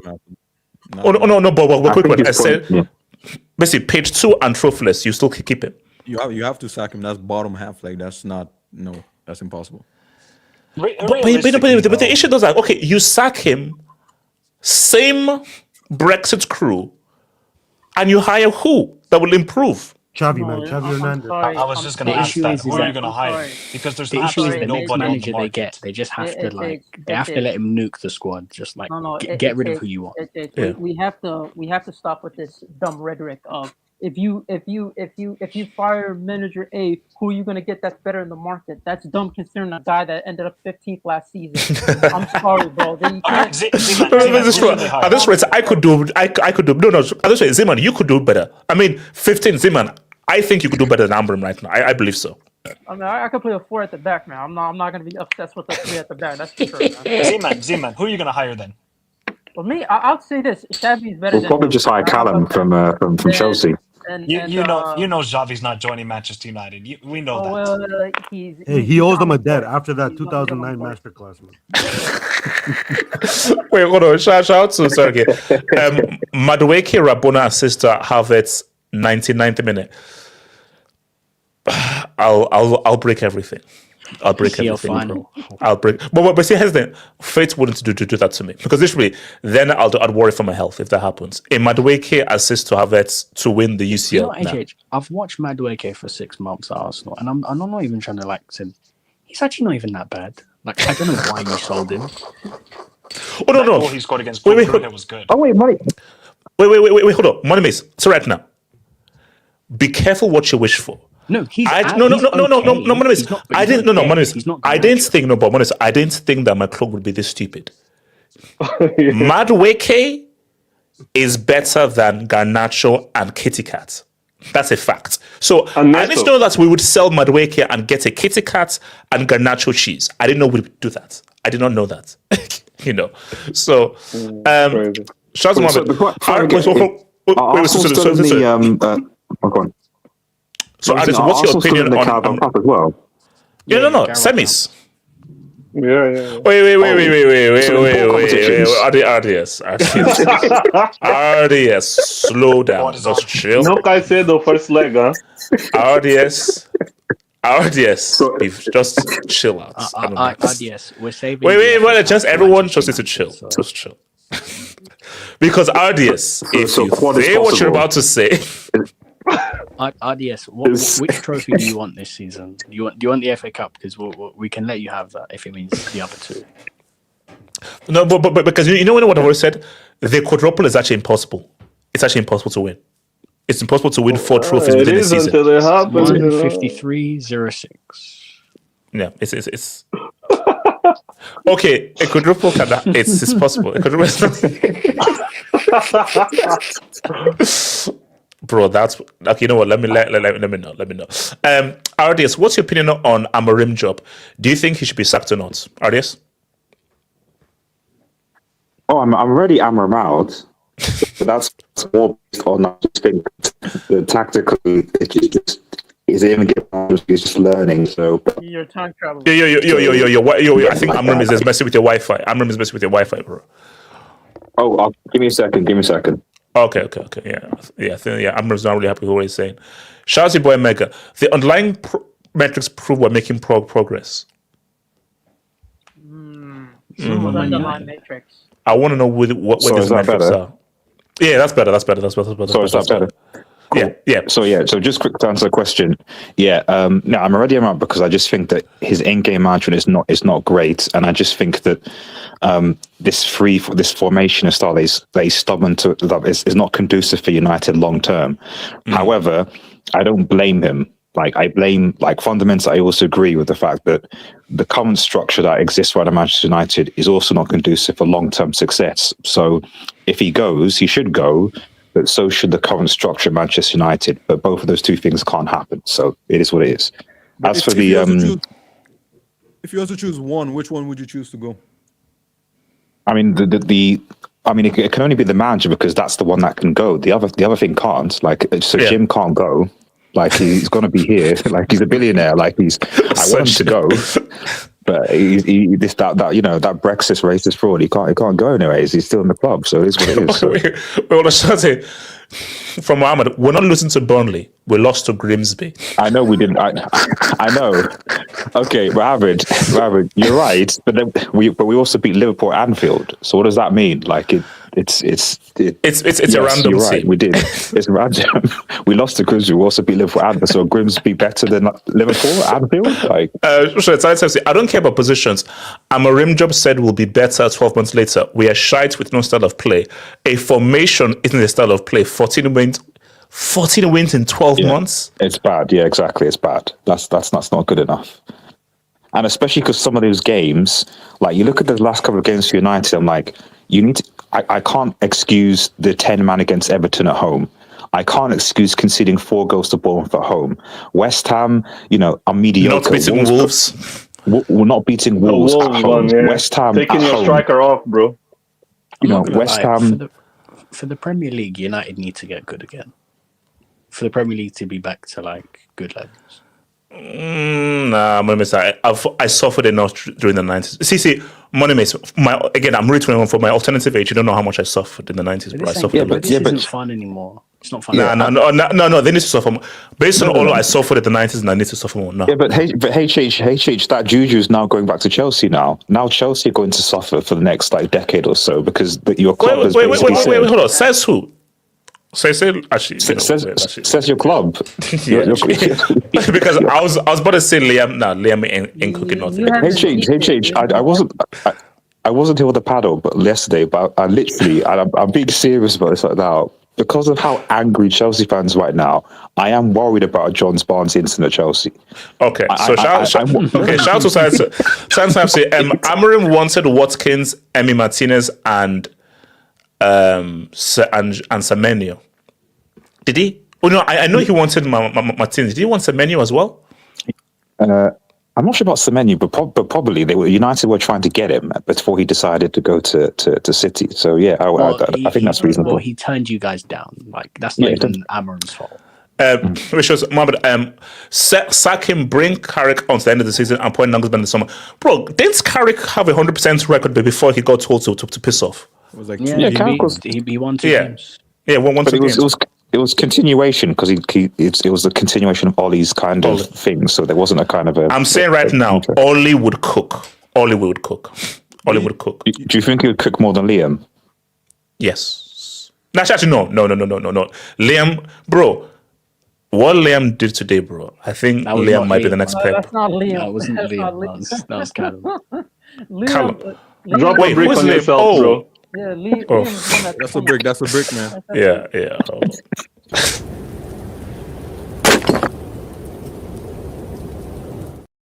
I'm getting this nails confused. Wait, hold on. Shout out to Mega. 50% of Oli wins as United coach came behind close. Oh, don't do this. A win is a win. Don't do this, man.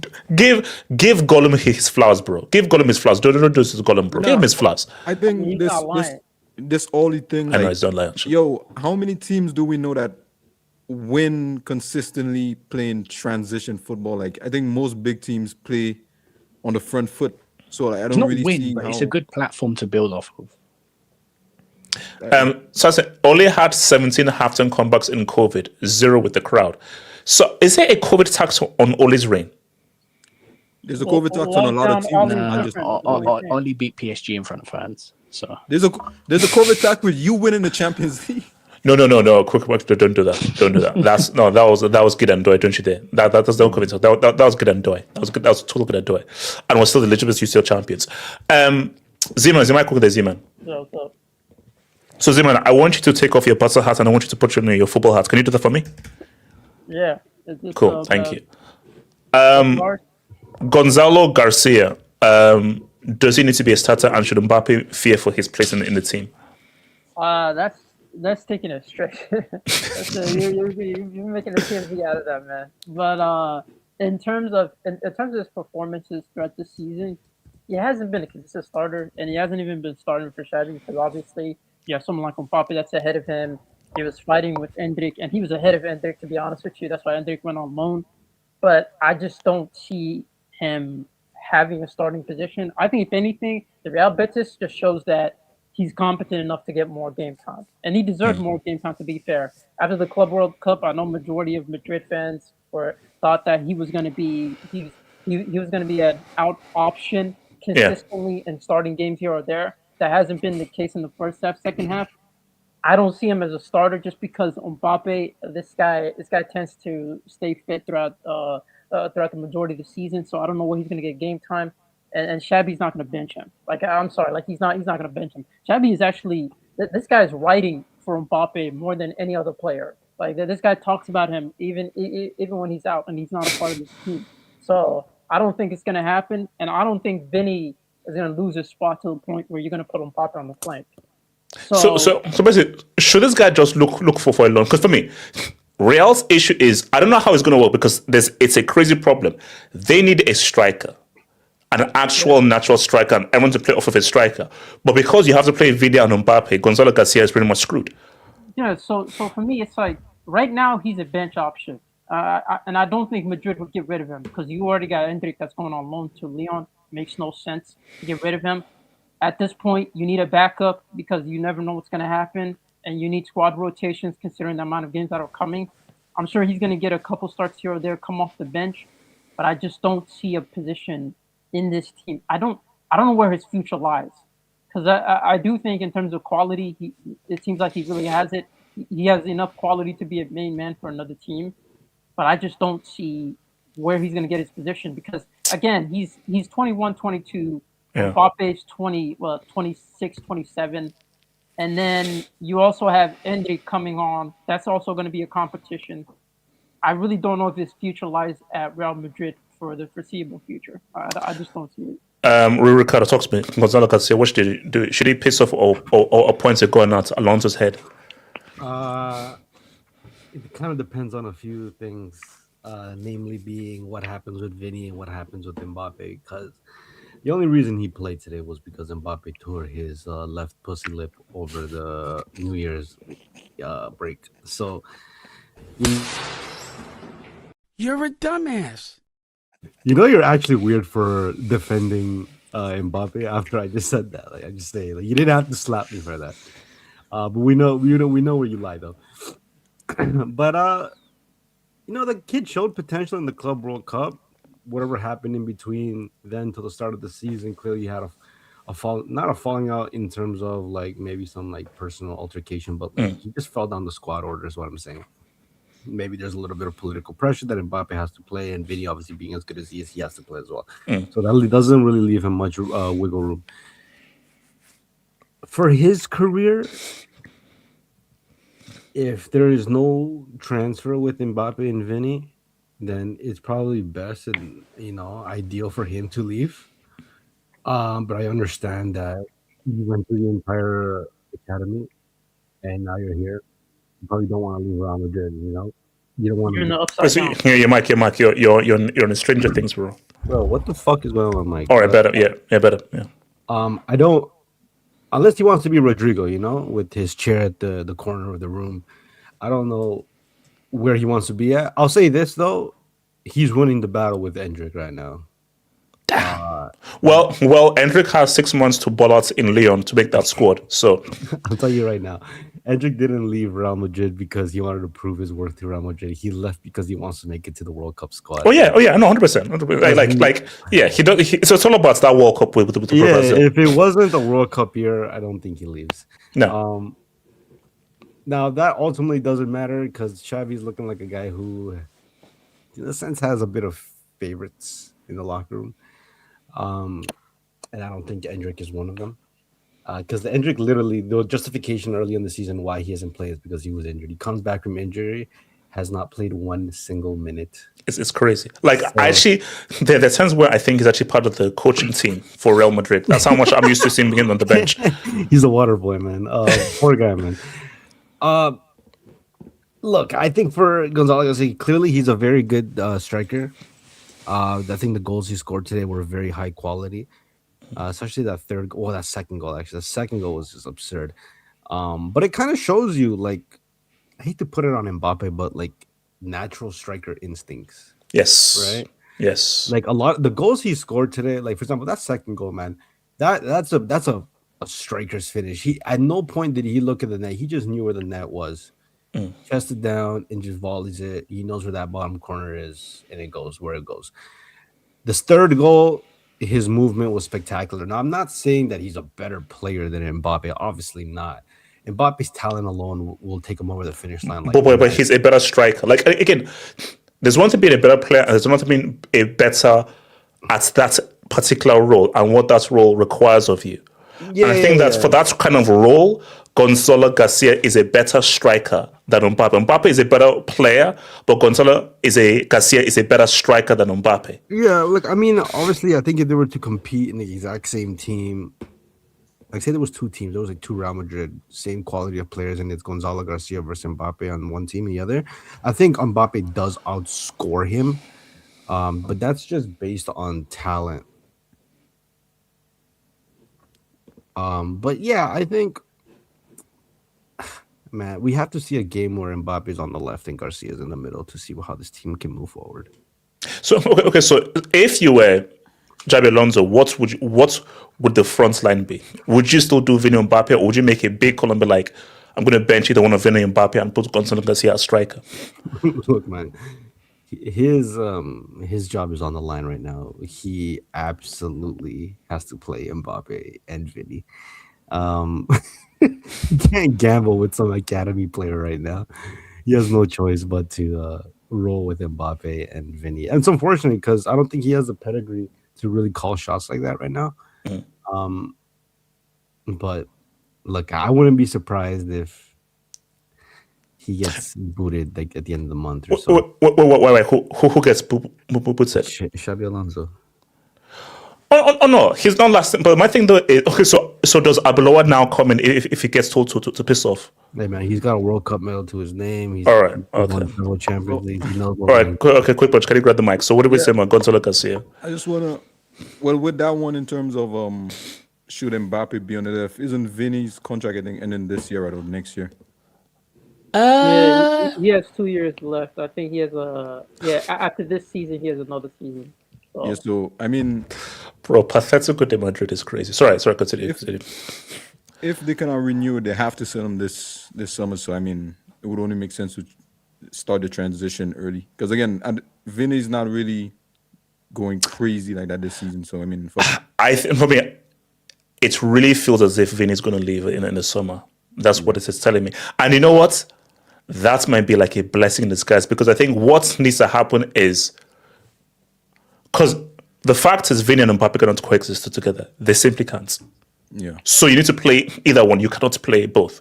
You play one of them and you have a natural striker. This team structurally will just operate better. Simple as that. And in terms of the Garcia thing, so I just want to use a quick example real quick and then I'll ask you a question. So with Morata, I remember when Morata was at Juve and he was cooking-ish. And Madrid. Cooking? What was he cooking? Paella or like some unseasoned Oyibo food? Talk to me. Cooking-ish. Okay. So he wasn't cooked but he was, emphasis on the ish. Emphasis on the ish. Yes. Yeah. So and then Madrid activated the buyback clause. And then he agreed to go back because obviously you don't have to agree. Yes. Now, my question to you is: all the OF models you be spouting out, would you ever sit down in the corner of a hotel room and watch them go crazy? 2 people, male and female, excluding you. Wait, what? Answer the question. No, so the reason why I asked that question is because I'm trying to figure out why so many players involve themselves in some type of cuckery for this club. Hendrik, Rodrigo, Morata, like why? I think it's the glaze of the back. I think there's like this thing about your mic. You sound robotic, man. I'll be real. Like, you sound like a time traveler. Is this still robotic still? Yes, it's fine. Oh, okay. Sorry. I think there's just something. There's the allure of being a part of guys like Rodrigo, Gonzalo Garcia. They're like, no, even if I just clean people, even if I clean the damn toilets, bro, I'll do it. I'll clean the toilets. I'll pick up the damn soap. I'll do anything as long as it's at Real Madrid. They'll do it. So I think Real Madrid and Real are like those clubs that guys just have that kind of special allure towards, bro. But if it was me, put yourself first.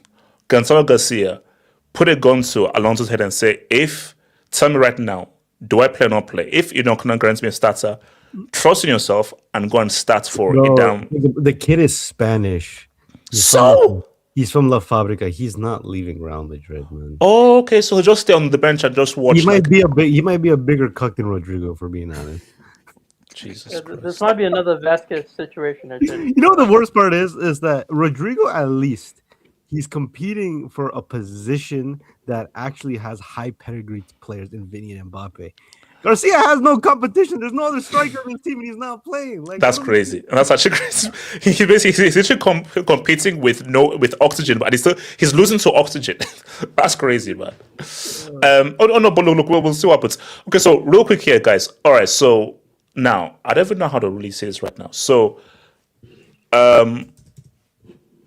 we talking about AFCON. Can I count on your support? Of on course. Monday? As a Nigerian. Nigeria. Yes. Hopefully, Lookman does some, man. Yo, I haven't been tapped in this AFCON. Not gonna lie, AJ. Oh no. Well, it's getting real right now because we're slowly approaching the quarterfinal stage. I heard Nigeria's playing tomorrow, so yes, we're playing against the Beaks. Yeah. Called Why are Mozambique. you scared of Mozambique, man? I don't even understand. No. I just want to be. Look, because there's a path to the final. I can see the path. There's a path to the final, and basically all I need, and I need it from you on the streets. I just need support. Okay, if you were to, I'm not going to go around the road. Quick match. AFCON winner. Oh, I gotta put the right ABI for this. Yo. Hey, that's a legendary moment. I actually think Nigeria could win it, but I'm very skeptical because I think you were the clear favorites when you lost in that final. Yes, but I think these players should take that final as motivation to again, even though that World Cup and we need redemption for the World Cup disaster class. But yeah, believe in the seaman. I believe in the seaman. Okay, his name is Osimhen. His name is Osimhen. This is a peachy show. We'll call him the cum shot. All right. No, you will not. No, you will not. No, you will not call him that. All right, hold on. Ray Ricardo, what are you saying, bro? Who do you see as AFCON winners, bro? Who do you feel? You know what? I've been watching like some people. Oh, Michael. I've been watching Michael's stuff. I've been tapping in on the social medias, and a lot of people say Morocco or Senegal, right? And that could be potentially a final. Egypt. My cheeky pick is Egypt. Yeah. You know what? I heard that Morocco is. I don't know. Tell me if I'm wrong, but I heard that Morocco isn't as like, are they flying as people make them out to be, or are they just getting by? No, they're getting by. They're getting by. Like I mean, so basically, they face Cameroon in the quarters on Friday. Yeah. I think they might lose that game. Okay. Because I thought I know a lot of people said Morocco was going, and that might have been home tax. Home tax. So what are we saying, Algeria? Because I heard Algeria's been cooking, man. Bro, and also I know mini Zid is in goal for Algeria. Yeah, I heard about this. So I don't want to hear any excuses when the World Cup comes around and Messi has to curb stomp these motherfuckers. But, oh wow. No, but Look, I'll be honest. Egypt winning low key would be nice because I do like Salah. I do like Salah. No, it's okay. Okay, I'll be real with you. I think Egypt, because basically my prediction is Egypt Morocco final. I think Egypt might win this. I'm looking at the brackets. I'm looking at the brackets. Yo, the quarters can low key. There's a tournament in there, man. No. Basically, quarters is the winning against because you could have Egypt, Ivory Coast, then it's Senegal, Mali. You could now have potentially Nigeria, Congo, Nigeria, Algeria. I now have Cameroon against Morocco. That Algeria Congo game is gonna be a nice one. Ooh, yes. No. That's half the run for sure. Yeah. But I look as a Nigerian from the Yoruba tribe. I need my get back on Congo. So I want them to. Hopefully they beat Algeria, but Algeria are flying. But if I'm gonna pick a winner, something's telling me Senegal's probably going to win. No, good pick. Niger man. Yeah, rep hometown. That's your home. That's his home country. So Niger man, what do you say, man? Come in, bring it home. Come in, bring it home. Obviously, man. Look at us, man. I'll be real. Like if the look and the Seamen don't show up, we're in trouble because the look and no, just call him Osimhen. No, please. we don't have. We really don't have midfielders. I'll be real with you, bro. The look. But again, it's just like I generally don't. What is that picture? Oh my god, bro! It's a United Barca badge, bro. It's a United Barca badge. You know exactly what it is, bro. Mark Minish, have shame on yourself, bro. Nasty work. But in terms of teams, I just don't see. I'll be right. I don't see Egypt going that far just because they're more reliant on their attack, and I don't think they have. The team is balanced, though. The team is balanced. It's a pretty balanced team. Yeah, but in terms of attack, I do feel like there are a couple teams that could cause them problems. Like, of course, Nigeria, one of the favorites. Senegal, I think they could cause them problems. Algeria have the ability to do so. And with Senegal, I think if they come up against a team that just does a low block, man, and counters, they might struggle. They might struggle. So, in terms of that, I do think it's coming home. It's definitely coming home, man. I feel it. Nigeria, if we get knocked out. Oh no! Like then I'm done. Like if we get knocked out by Mozambique, I'm done. Mozambique have baddies. That's my question. All right, so guys, we're done. It is what it is. One love. I'll see you guys Monday. Members Hangouts, but one love.